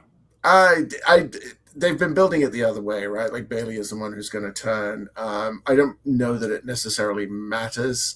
People are naturally going to want to cheer Bailey, but she does have heel history as well, so it could go either way. But I was very interested in that match. I thought it was the match of the night, honestly, the tag team match. I thought it was very well worked. I think all 4 people worked really hard. It was highly unusual to see Rhea taking the majority of the damage and eating the pin. Yeah, clean. I expect that. Well, this is professional wrestling. I mean, she's winning tomorrow. But it was a really good match. The title change, I didn't expect it, so that's always a nice thing. Yeah, and if it gives a team or a wrestler that's currently not in the picture for WrestleMania a chance to get on the show. It's a win-win-win. Yeah. I think we lost CJ again. CJ, there. You know what it is? Chris. Sorry, it's the smoke clogging up his computer. His computer vent. The fan just can't turn, man. Like it's overheating. You're hilarious. Thank you, CJ. I appreciate it. You're welcome. But let me get your quick opinion on this, because we've been talking about titles a lot tonight. What is your opinion on some people like Vince Russo saying the titles are just don't bring him props up, and it doesn't matter who has them? I just, it's going to lead to a bunch of anonymous emails when I say this, because I just don't stop bringing him up on my show. I don't respect his opinion on anything. I don't think anybody should spend time listening. I mean, I interviewed him. I think he's a clown. I think he's a total clown. Yeah. I'm fine. He's turned into a successful this chapter of his career after ruining wrestling companies. Yeah. But by the way, I really enjoyed his company. I've interviewed him, handful of times. We get along. I interviewed him in LA for the Ultimate Insider DVD. I do not personally have any animosity towards him. It is my job to not let my personal affection for the interactions I've had with him, which have been positive and professional and cordial, to mask my disdain for his wrestling mind. And so I do not, I bite my tongue on this a lot when people bring him up. Don't come to me to rebut Vince Russo. I am so not interested any more than it's the same thing as when someone quotes a rando on Twitter and wants to have a whole discussion about some people are anti-AEW, so let's talk about them on no, I know that exists. That's not what we're here to do, is to rebut that. So anyway, but I wasn't coming. You can bring it up. You can bring up something he said without bringing up that he said it if you think it is a worthy discussion point. Love the passion, though. Love it. Yes. It's an interesting point that a random disrespected person brought up. Also, just as an aside, it is one of my dreams as a wrestling content producer to do a panel with Jim Cornette, Paul Heyman, and Vince Russo, and me moderating it. I think that would be hilarious. Vince he's the epitome of a broken clock, but yeah, I don't want to agree with his point, but because there are so many titles, his point is actually becoming more and more valid, and that scares me. What is the subject, CJ? Because I got lost in me just deciding to actually. It's going to just lead to. They're going to take clips on the show. They're going to turn it into a big thing on a show, and there's going to be emails from I poked the bear. You're getting aggregated, Wayne. You're getting aggregated. Exactly. But it genuinely is. I don't have personal animosity towards him. I just think his idea of. I don't know why anyone would want to listen to him and think they're learning anything about wrestling. They must not have lived through his booking. But CJ, what point did he make that you want me to comment on? He just said that they're props on the TV show, and it does. Right. It's just so stupid. Of course they're props, but they're props that draw money when you book them and you protect them. I've like for years not said his name and not talked. I think I've said his name twice in the last 8 years. Because I just don't want to get into this. But the notion that they're props is some profound insight is so moronic. It's so moronic. The point of professional wrestling is to tell a story and manufacture everything. Everything is, in essence, a prop. The ring is a prop. The announcers are props. The moves are props in the spirit that he's saying it, but he's saying it like it's some profound thing because he finds it ridiculous that people value in canon the championship. He doesn't understand that people get it, that people actually know it's this fictional world, but we enter it like we enter any fiction that we enjoy. We enter it and we care about it. I can read a book and care about a relationship between two people who don't exist. It doesn't make me a fool. And a person, if I'm reading that at the coffee shop, comes up to me and goes, that's fiction. Those people don't exist. What am I going to do with that person? Never listen to them again because they're an idiot. So someone who watches pro wrestling or works within it and says, those belts are just props, they don't understand the first effing thing about how this industry works and how people enjoy fiction. So why are we giving that notion attention 25 years after it was first brought up? When you do it as a booker, you're booking yourself out of a money-making aspect of promoting wrestling, which is there has to be an end goal for everybody. And the end goal for some people is just settling a grudge or it's ending a losing streak. But for the top draws, it's to be recognized as the best at what they do.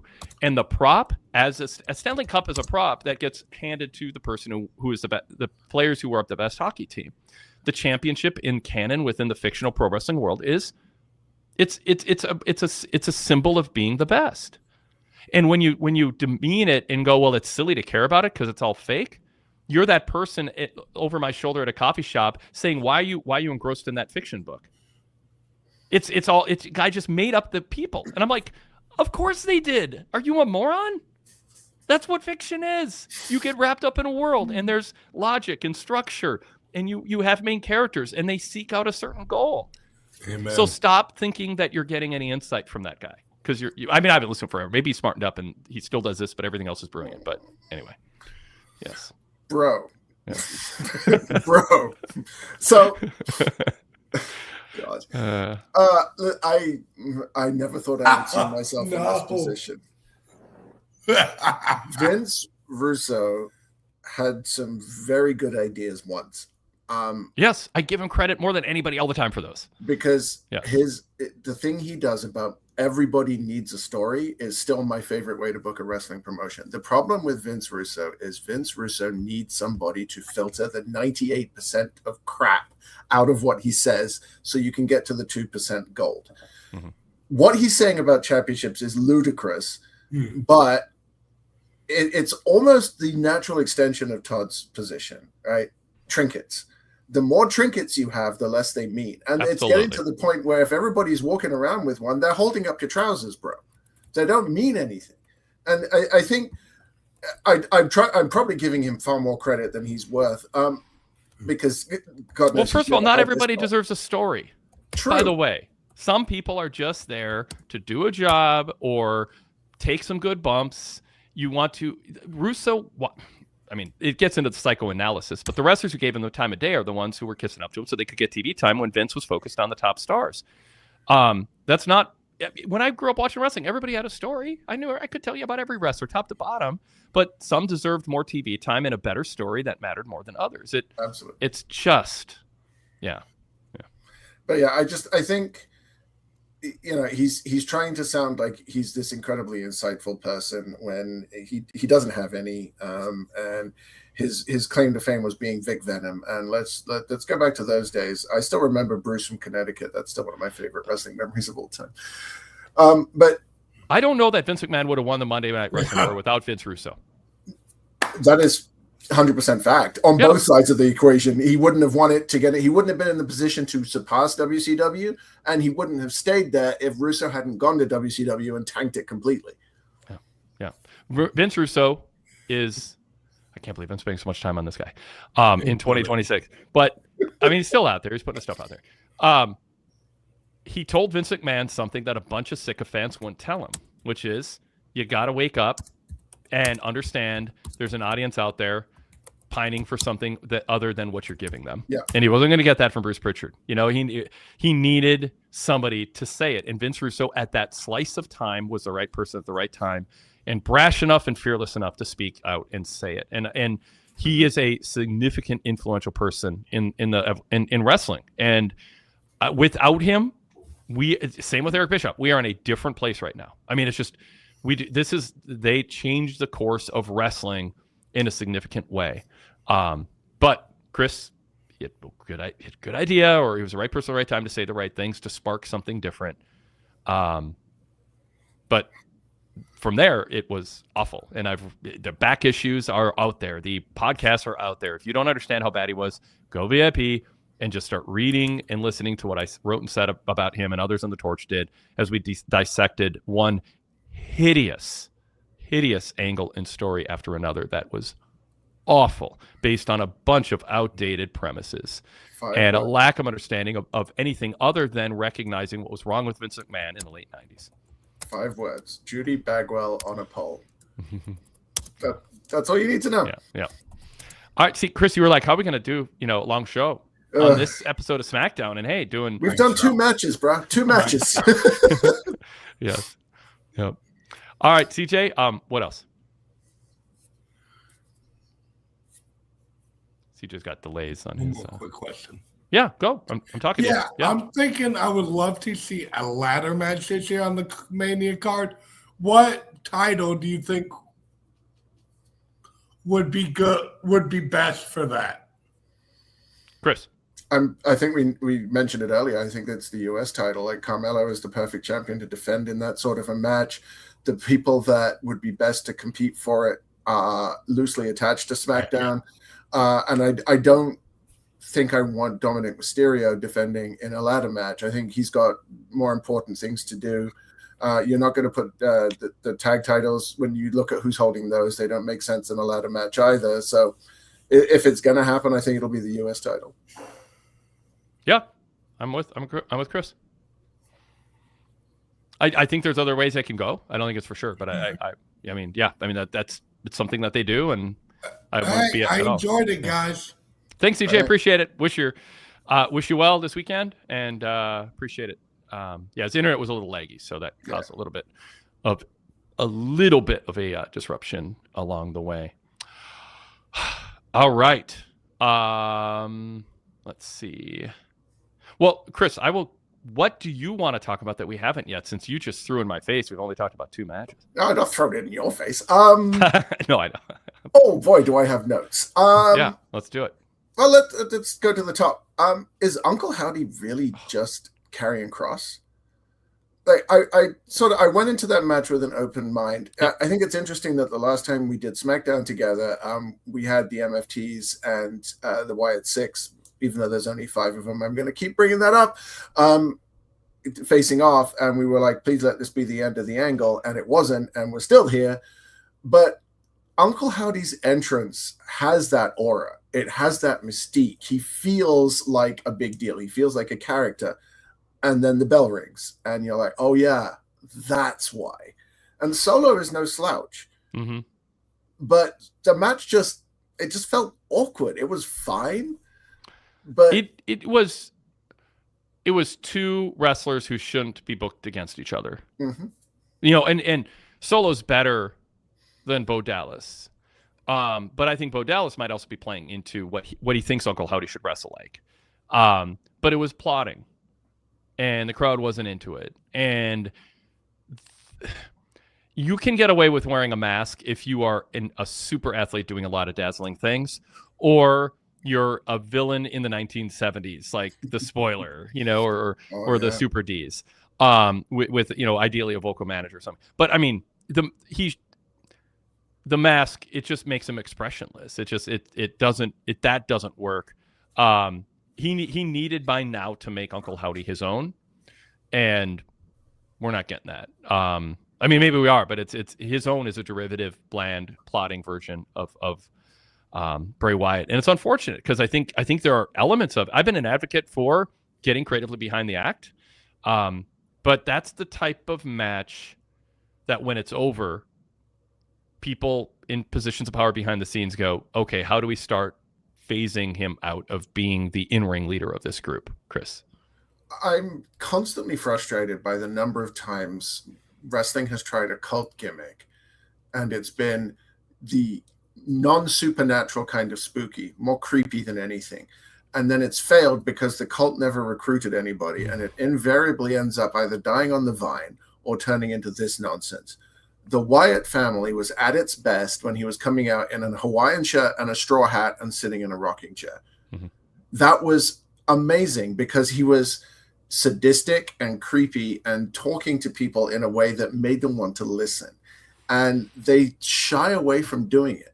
And then we end up with this nonsense with magical lanterns and people coming out and committing mass homicide backstage and then showing up at the building. We think putting a plastic bag over someone's head is bad. There was a guy with a bullet wound in his head, for crying out loud. Like the gimmick is never going to be able to progress. And you've got a bunch of people in the stable who Joe Gacy's pretty good in the ring, but the rest of them are just whatever. Yeah. So what do you do with them? What is your end goal? How do you progress the angle? And there's no good answer. So why are we doing it? I know. Darren Mitchell, I've said for a long time, the Wyatt's cosplay, the best cult-like gimmick was Kevin Sullivan in Florida. Yeah. Waylon Mercy was a good start, but they ran away from that too. Yeah. CJ Calvin says, sorry, Uncle Howdy versus Solo will move on to bring out the more vicious side of an Uncle Howdy in the Wyatt Six. Maybe. The idea that you really want the lantern back and you just stared at ringside and then like you win the match, and then I don't know. I mean, there's something about the thing that you want just sitting there. You can just take it, and like he's got a bunch of friends. He can give to one of his friends, and they can just. They could have just come out and got it during the match. They could have just come out to get it. It's his property too, by the way. Like what? Yeah, when something is stolen from somebody, whether it's a mask or a lantern, the idea that that they just carry it around with them backstage, and there's not an authority figure who can go, by the way, that's stolen property, and you will be suspended, fined, and fired if you don't give it back. It just, you have to have some foundational structural logic to how things work. And if you steal something, there's a boss who can make you go to the ring, force stipulations, refuse a title match, disqualify you. They have all the power for all these other things, but they can't just go hand the damn thing back. It's not yours. No, possession is 9/10 of the law, right? I'm sure Todd said that at some point. He's discussed it. Yeah, we certainly spent minutes on it. Derek says, why isn't Solo turn the lantern into a big gold rope like Kama, the fighting machine? Took the Undertaker turn. Yeah. All right, Chris, what else? We spoke about Logan. Oh, Jade Cargill. Mm-hmm. Cut bait. Wow. It's not working. All along, the thing about her has been she has tremendous presence, tremendous charisma. She stands out. She makes you want to look at her. Every promo she cut tonight sounded wooden. Chris Statlander sounds better. Io Sky sounded better in English. Like she's just, nothing sounds natural. Nothing sounds right. It feels incredibly forced. They're trying to make her into something that she isn't. She's a very incredibly intelligent woman, but you're trying to make her into essentially a character from the Real Housewives. And it's just, that's not who she is. Let her be who she was character-wise in AEW, which worked, and let her actually talk naturally instead of trying to force this on her. You've spoken a lot about Roman Reigns not being trusted to do go-home promos. Mm-hmm. Jade is a world champion, and she's not getting go-home promos. She's not getting promos at all. She's getting 15-second snarky little clips at every potential challenger backstage. I fully believe she doesn't have a WrestleMania match. Yeah. I believe whoever wins the Chamber challenges her before, and logically, I think the sensible thought is Rhea beats Jade, and then we get Rhea and Io at WrestleMania in a main event, and that'll main event night one. Yeah, I mean, I'm not against that. I'm not as down on Jade's performance tonight as you, but I understand your sentiment. But I don't mind an arrogant heel popping in to take some sniper shots and then exiting the scene and agitating people. And you are trying to create a sense. I mean, I get the motivation for doing it the way they did, which is they want to create a sense going into Saturday that there's a bunch of women who have a chance to win. So you want Jade to antagonize and poke and prod multiple people so that you go into the match thinking, well, Jade's got issues with a bunch of them. So maybe I could imagine any of them winning, and it adds suspense. So formulaically, I don't disagree with her just kind of coming in, making the comment, and then it's over. That doesn't mean it isn't consistent with how much they protect her. And do you want somebody who people are thinking, well, she'd be a WrestleMania main eventer and everyone's gunning for, when she can't cut a full-fledged promo and her matches, or I don't know. I mean, here, Sean Plish just says it. Jade is getting slowly better. Her promos to me have been fine. Now, if fine in tone can mean something, that you don't want that to be your centerpiece top female act, but that's how she's in that position.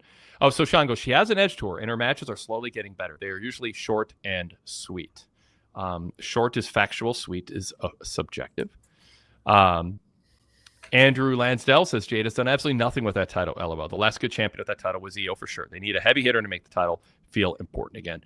There is a lot of mystique with Jade, but I do think Jade in another era with Vince McMahon, especially promoting her the way that he did in that time, could have turned her into something more. But even then you would end up, I mean, I would, there's Zeus, like presence, memorable, but you got to hide every weakness and every Rob Terry is another one. Yeah. So God, I haven't thought of him in years. Let's continue. Sean raises an interesting point that Jade is getting slowly better. Jade is not a rookie. Jade's debut was 5 years ago next week. 5 years. Yeah. Like she is way behind where she should be, given the people that she's had a chance to work with, the training that she's had a chance to get, the learning tree she could have been sitting under. She should be way ahead of where she is now after 5 years. The time to be slowly getting better has passed.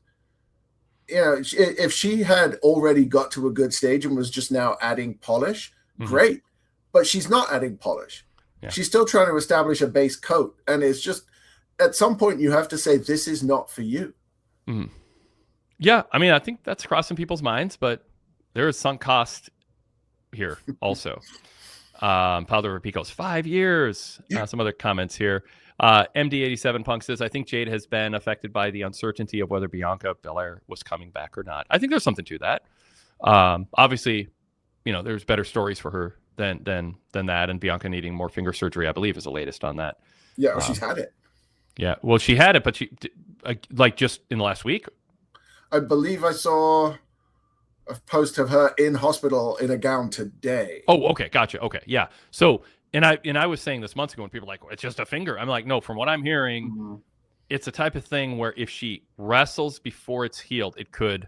I don't know the exact. It was said more vaguely to me, but lead to, you know, permanent paralysis or numbness or it not being able to function or I don't know. It just sounded serious. So yeah, she's got to take care of herself. But I do think that's part of what's going on here with Jade is they don't have that perfect opponent, although they keep teasing Charlotte. But you know, good point. MD87 Punk. Mayface says she seems to have changed the way she talked the last few weeks. I agree. Let her act naturally.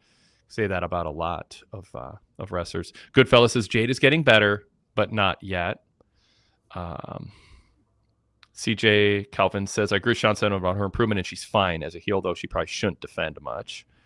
I mean, you want to have somebody who you aren't hiding that much from everybody. Yeah. And then Goodfellas says, Rhea versus Io is for the chip is 1,000,000% night one main event. Yeah. And I like your idea, Chris. Let's just go there. Let's just tell this. Because who was it who said you're assuming a lot? You're assuming you're going to be champ come WrestleMania? Yeah. Who said that to her? I don't remember. But it's also possible that it isn't Rhea that beats her. Rhea wins the chamber, and then Io beats her for the title, and then you have Rhea finally beat Io at WrestleMania. And I don't think you need to turn either of them. I think that's a respect main event, and they shake hands. Yep, you can get away with that. Balder Repeat says, I think she's better than Statlander on the mic, but that's not saying much. No, it is not. Statlander, who do you, if you're forced to push somebody as your champion for the next year and put them on TV every week, you want Statlander or Jade? I push my fingers into my eyes so I don't have to watch wrestling anymore. No, honestly, I've been Statlander's biggest defender because I think there's something there. I just think the way they're trying to bring it out of it isn't working. I prefer Statlander to Jade because I think the things that Statlander's missing are easier to teach. Yeah, and you can also just have Tiffany become a heel, and now almost everything's solved. That's not the case with Jade. I mean, she's just miscast. Sean says Jade is better than Stat as a character. I think Jade is a better heel than Statlander as a babyface, but I think Statlander is more versatile as a heel every week in the ring and on the mic. Although Tiffany was on the microphone, the tone of her voice sounded like she got coached on how to talk in a way that didn't make you want to hit the mute button until she was done. I don't know if they're working on that. I think comparing the characters of Jade and Statlander is cheating because Jade has a character and Statlander doesn't. So I don't think you can really compare them. But I think in ring, I don't think it's close. Statlander blows Jade out of the water 17 ways from Sunday. In full admission, because people have been I've been conflating Tiffany Stratton and Chris Statlander. I was talking about Tiffany, but everyone was talking about Statlander, and I just have to acknowledge that. When I saw Stat, I was just thinking it was short. It made no sense for Stratton. So that's just my fault. So let's go back. Let me recap. You have to reframe everything I said as about Tiffany, even if you think I was saying about Statlander now. Okay. And now I have to recalibrate the question to think how I feel about it, because now the chats are making sense and why I didn't. So let me just say, as far as Jade and Statlander goes, Now that I have the right person in mind and I've corrected course here, I would take Jade over Chris Statlander, but I would take Tiffany Stratton over Jade. But I want Tiffany to be heel. Statlander, if I'm just going to have a good hand in the ring, maybe give her, and this makes way more sense now that someone said Stat should be managed by Stokely Hathaway. It's like, why is Tiffany Stratton in there? It's a long night. Yes, if they had put Statlander as a heel with a manager, we'd be in much better shape. Yeah, agreed. Yeah. But a Tiffany, as Father repeats, says, Wade, you're right. A Tiffany turn would solve a lot. She's just so miscast as a face. Like, she should be a whiny, annoying, spoiled brat, and that's what she was.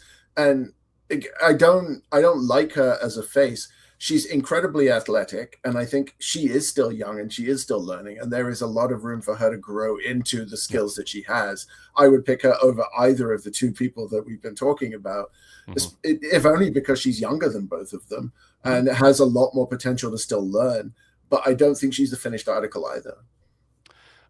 Andrew Lansdell says, Tiffany was such a good heel in NXT. Her feud with Becky was amazing. Sean says, yeah, Tiffany has to be more than a one-note heel, though. And then Pun LV says, Tiffany can wrestle, Jade cannot, bottom line. By the way, I don't think Tiffany's, I don't have to think. It's my opinion. Tiffany is not impressing me in the ring lately. No, she was rough tonight. Yeah, Kyrie, I know, has, earned a reputation for not being Io Sky in the ring in this run, but that was clunky. I mean, that was 10 minutes, and there were things that just, you want to get lost. It's like why typos are bad in writing. Like, you want to just get absorbed in the writing and not get distracted by, wait, shouldn't the comma be there? Or shouldn't, that's the wrong spelling, or you said Y-O-U-R instead of Y-O-apostrophe R. You just don't want to distract people. That's why typos are bad. You just want people to get immersed in your writing. Wrestling's the same way. You don't want to get distracted by the equivalent of typos, which is a botched move, mistimed.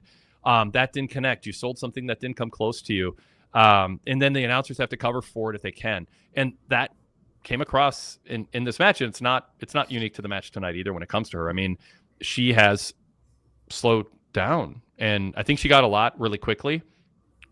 And unfortunately, she's not progressing either. Yeah. She got absolutely slaughtered in that nonsense with Charlotte as well. I think that really I know, psychologically. But tonight, I mean, she's the female LA Knight. You're just waiting for the botch in the match. Like, she almost tripped herself in the ropes, diving over for the plancha.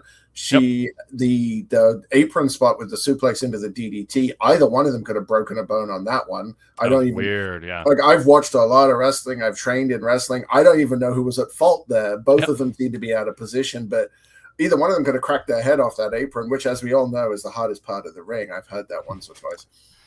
I don't like moves where you don't know who's supposed to be hurt. Yeah. There is that. Yeah. I really wanted to touch on this because we talked briefly about Mello. But there's been a lot of people comparing Mello with Trick. And I don't think it's a fair comparison. I've heard some people say that Mello is the Marty Jannetty, and that is so far off base. So far off base, because they're both ridiculously talented. If Mello had never been associated with Trick, people would be saying how great Mello is. Mm-hmm. They are. It's like, yes, Trick. I mean, there's Shawn Michaels and Diesel, but that's but Trick is more than Diesel in certain ways. Yeah, I think it's more like I think it's more like Edge and Randy Orton, really. Like, rated RKO as a team. Carmelo is a complete wrestler. He just doesn't have Trick's charisma. But Trick doesn't have Mello's in-ring skills. They are both incredibly talented, and one is better than the other at one very important thing. I'm not sure who, if you average them out, who is better overall. What I do know is that Trick is more over. Yeah. I think Mello is, if we go down the road of comparing them because they came in together and they're so closely associated with each other, we run the risk of underestimating and undervaluing Mello as a competitor, because I think he's got a chance to be a future face of the company. Yeah. Let me get a couple super chats in here because I've been remiss, and you can see if you want to add anything else, Chris, before we soon wrap up. Derek Mitchell with a super chat. Thank you, Derek, for your generosity. As always, super chats always appreciated. WWE loves backstage mystery attacks. Stone Cold in 99, HBK in 02, Jade in 24, Jacob in 25, and tonight with Jay. We're sitting waiting on who attacked Jacob now. Another mystery with Jay being attacked. I like mystery attacks. I mean, but please have a payoff. And if there's a twist and turn, man, I think it's the same guy, so I think they'll tie together. Yeah. Sean Plitchto with the super chat says, cool having Chris back talking WWE. He's one of my favorites on here to talk wrestling with. Thank you, Sean. Buddy. Yeah. And then Derek was back with another super chat. He says, second year in a row, Rhea lost the championship before Mania, losing Women's World Championship on the March 3rd Raw versus Io, and tonight the women's tag team titles. I think they've done an interesting job to play on, to expand out a little bit on this. The dynamic with Rhea and Io, who just, I think my dog is happy to see me when I get home. Like Io and Rhea are the two human beings who are the most happy to be around each other and see each other. I don't know. The heavy-handed announcing of, this, the friendship and all that. It is so, heading towards something, and they're, playing it really heavy. But so you have that going on, but you also have the good questions being asked by the interviewer, which is a sports-like question, which should happen in a simulated sport. Just there should be a prize that represents when you're the best, and why having too many prizes waters down what that symbolism of holding a title means. Having a tag title defense the day before you're trying to win a chamber to headline WrestleMania as a challenger for a world title is something that somebody should be asked about, and it is a real sports question. It is a statistic in the NBA and NHL on when you play somebody, when you had a day or two off and they played the night before, they're on a back-to-back and you're facing them, you think, okay, they may be a few points ahead of us at halftime, or they might get off to a good start and score a goal, but by the second half of the game, we are going to outplay them because our legs are fresher. That's a sports story. It is a sports story. Is your mind mentally and are you physically ready for tomorrow? I like that they're playing that up, and I think that's a positive of the Rhea Io story lately, but especially tonight. I really like the story, and I hope that the inevitable match isn't as a result of a turn for either one of them. I just want it to be a friendly rivalry. They can get heated, but at the end they need to hug and congratulate the winner. I did feel bad for Io.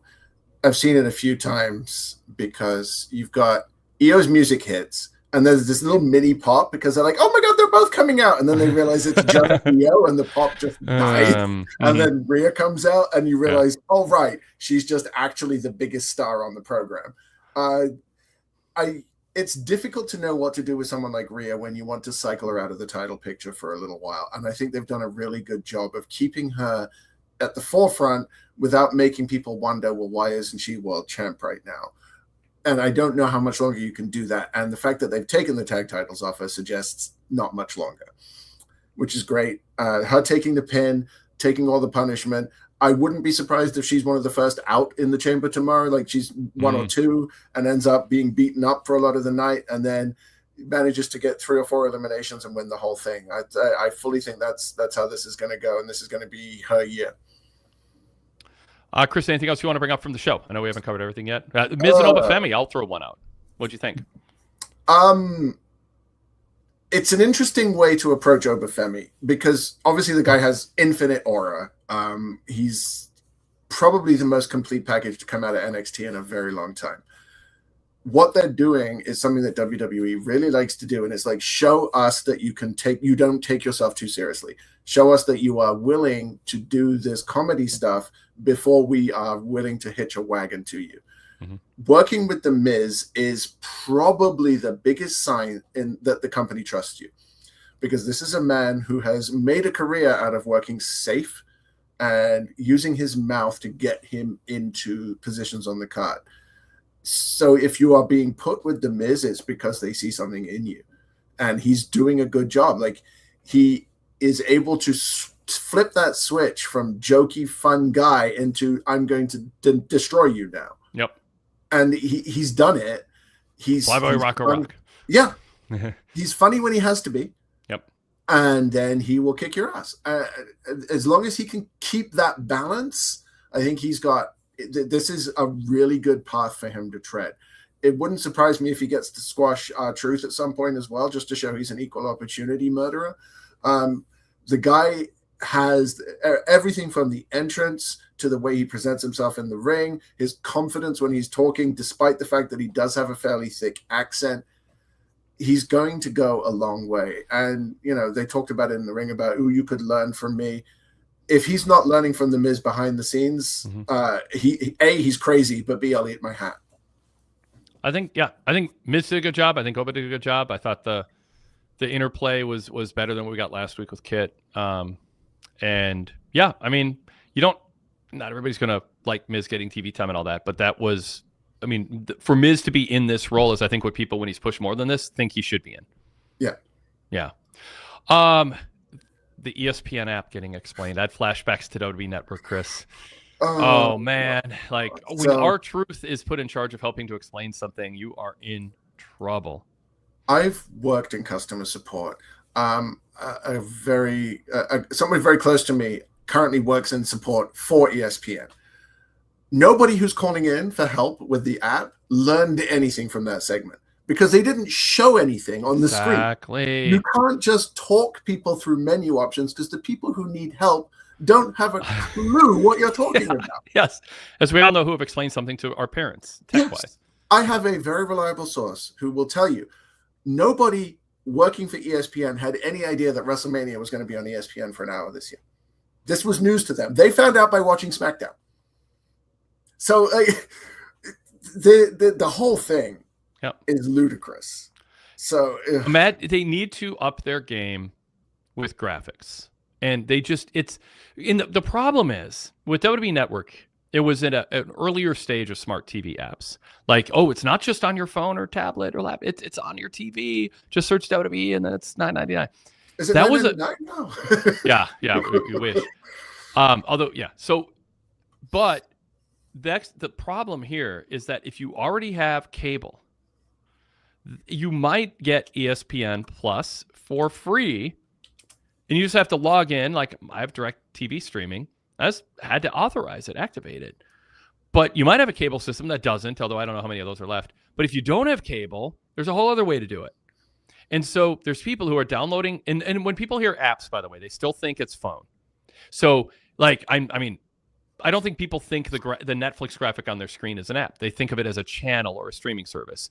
So maybe I'm wrong, but that's my interpretation. So you need to show a television that has Netflix and Hulu and HBO Max on it, and then go right next to it, you enter ESPN, and there's an app. And then show a graphic. You go to this screen, and you sign up or log in. Or, I don't know. I mean, it's a convoluted setup anyway, but showing graphics, or say it's easy to log in on your laptop, and then you can, from there, easily log in on your TV from there. It's a mess. I mean, it's a mess. It's a mess, but they're not. They need graphic representation. I'm not going to try to, refine it here, but you can't talk someone through that sort of thing. Like, the number of people who I've said, okay, so you need this app. Is that a website? Yeah. And there are people out there who are really good at that. Like the graphic, you can make it exciting. Like you could literally. I mean, okay, now it's late in the show. You can have a split screen, and you can go, here's Jimmy and here's Jane. Jane has cable. Jimmy doesn't. Jane's going to watch WrestleMania, and here's how. Graphic.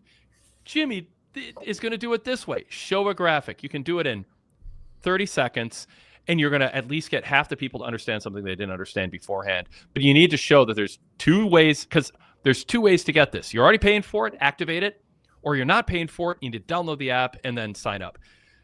And sending R-Truth out there feels like a practical joke. Yeah. To explain on who though? Us or him? That's the thing. Yeah. Did you mean split screen or do you mean double box? Sorry, I just had to throw that. Would be a split screen. That would be a split. That's an actual split screen. Yeah, it's just I actually had written down in there, if we're gonna have to sit through a stupid shill segment where nobody actually learned anything, at least we got Kit Wilson at the end of it. Like that was made it all worthwhile. The only other thing I have that we did, I did like him saying Gargano's vulnerability is a strength, not a weakness, and lecturing people on that. And that's where I do think if they can steer this, he's going to be a babyface, Chris, before long, and then it's going to be fine because he's going to be making fun of toxic masculinity as a babyface, which is what the gimmick should be to begin with. That's my whole point. The problem is then he's going to make fun of Brock Lesnar, and then he's going to get put through the ring. The Yes. Jelly Roll looks like half the man he used to be, literally. Yep. And I think if you took like the amount of weight that he and Nia Jax combined have lost is probably more than the combined weight of most tag teams. It's ridiculous. I could go on a diatribe about glorifying weight loss culture and how unhealthy that is and how people need to stop thinking that fat is a swear word. But that's a whole different topic. It's good that he's found a healthy lifestyle. Let's put it that way. The man looks tiny now. Hopefully it's healthy. Some people lose weight in an unhealthy way. Yeah, very. And some people can carry extra weight and they'll outrun you and their cholesterol is low, but there's just some genetics or whatever. I mean, it's just, you're toxic. Going back to your point though, I don't know that they want toxic someone making fun of masculinity by using toxic masculinity as a babyface line. I mean, that whole company is full of people who toxic masculinity is designed to try to take down or rebut. So it's going to be an interesting gimmick to kind of keep an eye on to see how they handle this, because he's so entertaining. It's hard to keep him off TV. And it's almost unfortunate that it had to come about through such a nasty injury to his tag partner as well. Because like Elton Prince, he might not wrestle again. He got really badly hurt, and it wasn't even as a result of an unsafe move. It's just one of those freak accidents. But silver linings and such. Like he's making the most of it, and geez, he's fun right now. Yeah. Mark Biscetti says WWE is run by MAGA men. Making fun of toxic masculinity is a shot against the left. It is. Yeah. Yes. But they don't know their audience if they think their audience is not full of a bunch. It is not a UFC crowd. It is not a bunch of people who are in the manosphere taking pride in all the things that the manosphere is defining as proper, narrowly defined masculinity. That's the wrestling audience is much more diverse and much more open to defining a worthwhile man in different ways, and they're just out of touch on that. I think there's a large portion of the audience who watches any sort of entertainment to get away from right versus left. Like they want to be able to detach from it for a couple of hours a week, which in some parts of the world you can't really do because it's knocking on your door. But it's not left right anymore. It's right and wrong. It's adhering to a constitution versus fascism and grifting and cons and I mean it's U.S. Olympic team. Oh, we don't want to be political. It's like it's not political when all the things that are going on. We need new words. Listen, I will give credit where it's due. I don't understand how a hockey team can win a gold medal when all they have on their team is right wingers.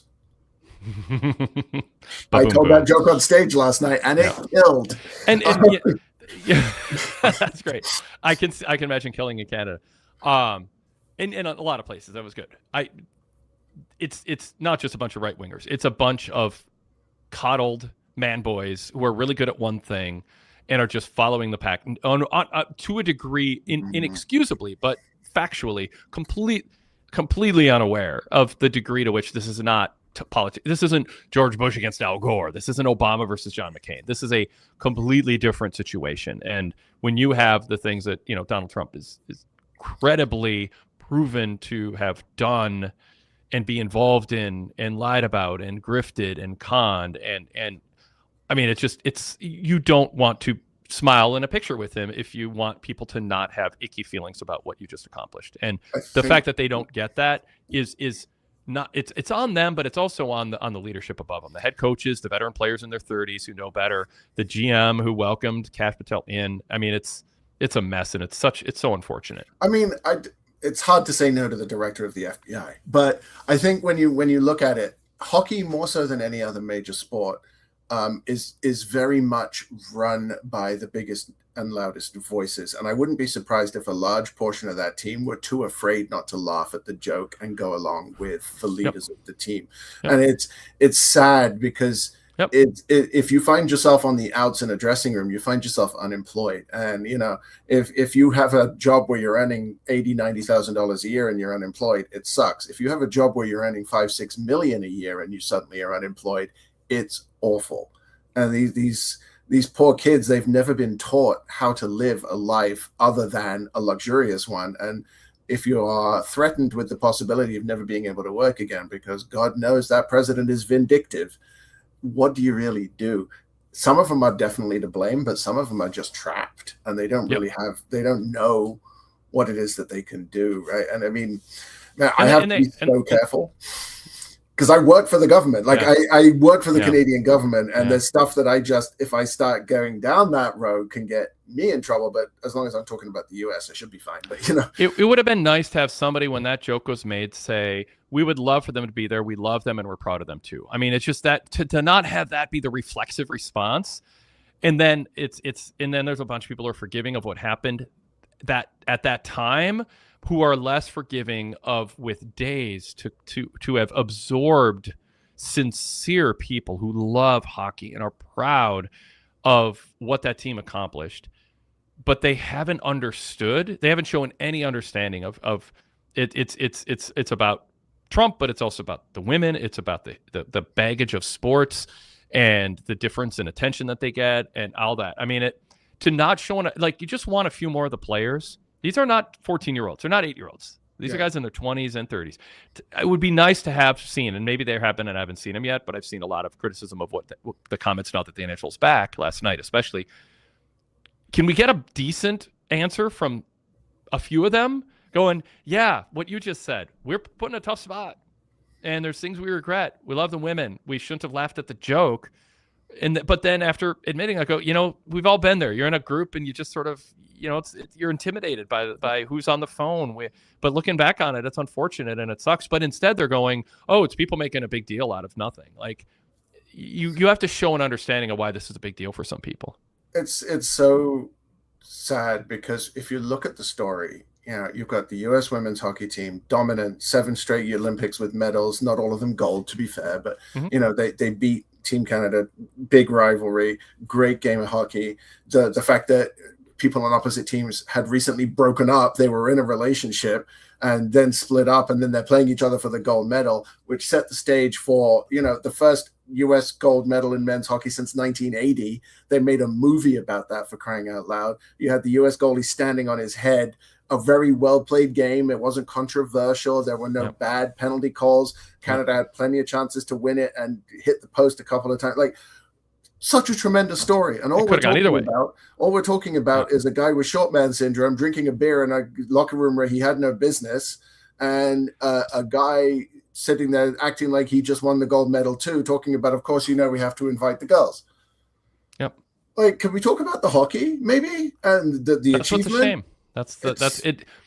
You want to enjoy sports, but sometimes sports is as much as I sympathize with what you're saying, and I do legitimately, sometimes it can be sort of eye-opening to realize there are some lines that get crossed where you can't just act like it's okay. And I think the validation of that White House and the clown show and buffoonery and grifting and corruption and lying and cruelty and inhumanity and selfishness and stupidity about how the world works, and the propaganda that has fed a significant chunk of people for years to buy into these trusted voices who you feel they have my best interest in mind, when they're just paid to keep, they're scared and keeping their job, and they may not get it, they might get it.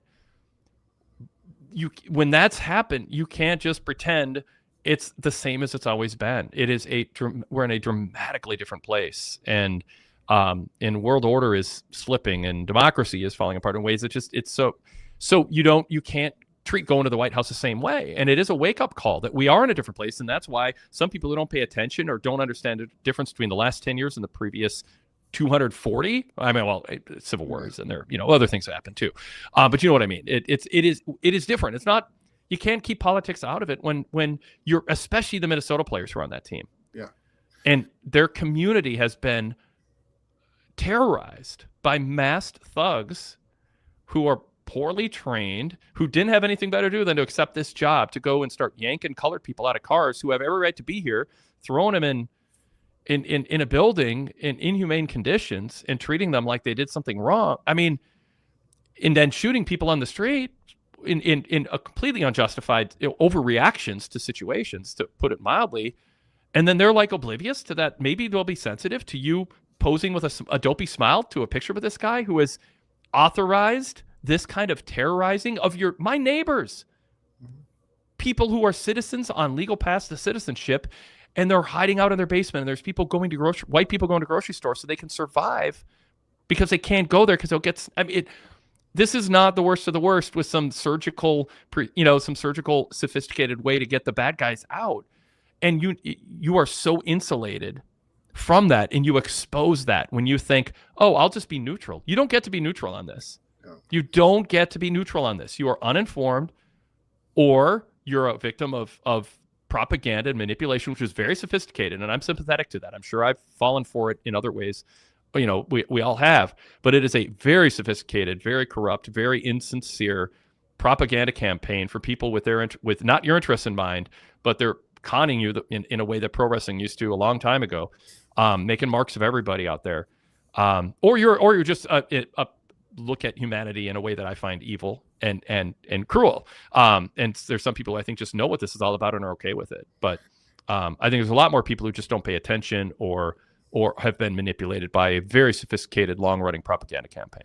It's getting to the point where even the blatant, in-your-face, obvious, no questioning racism, sexism, misogyny, and straight-up illegal things that are happening are being brushed under the rug. When there's stuff going on that you can say with varying degrees of practicality and conceivability that, but this, but that.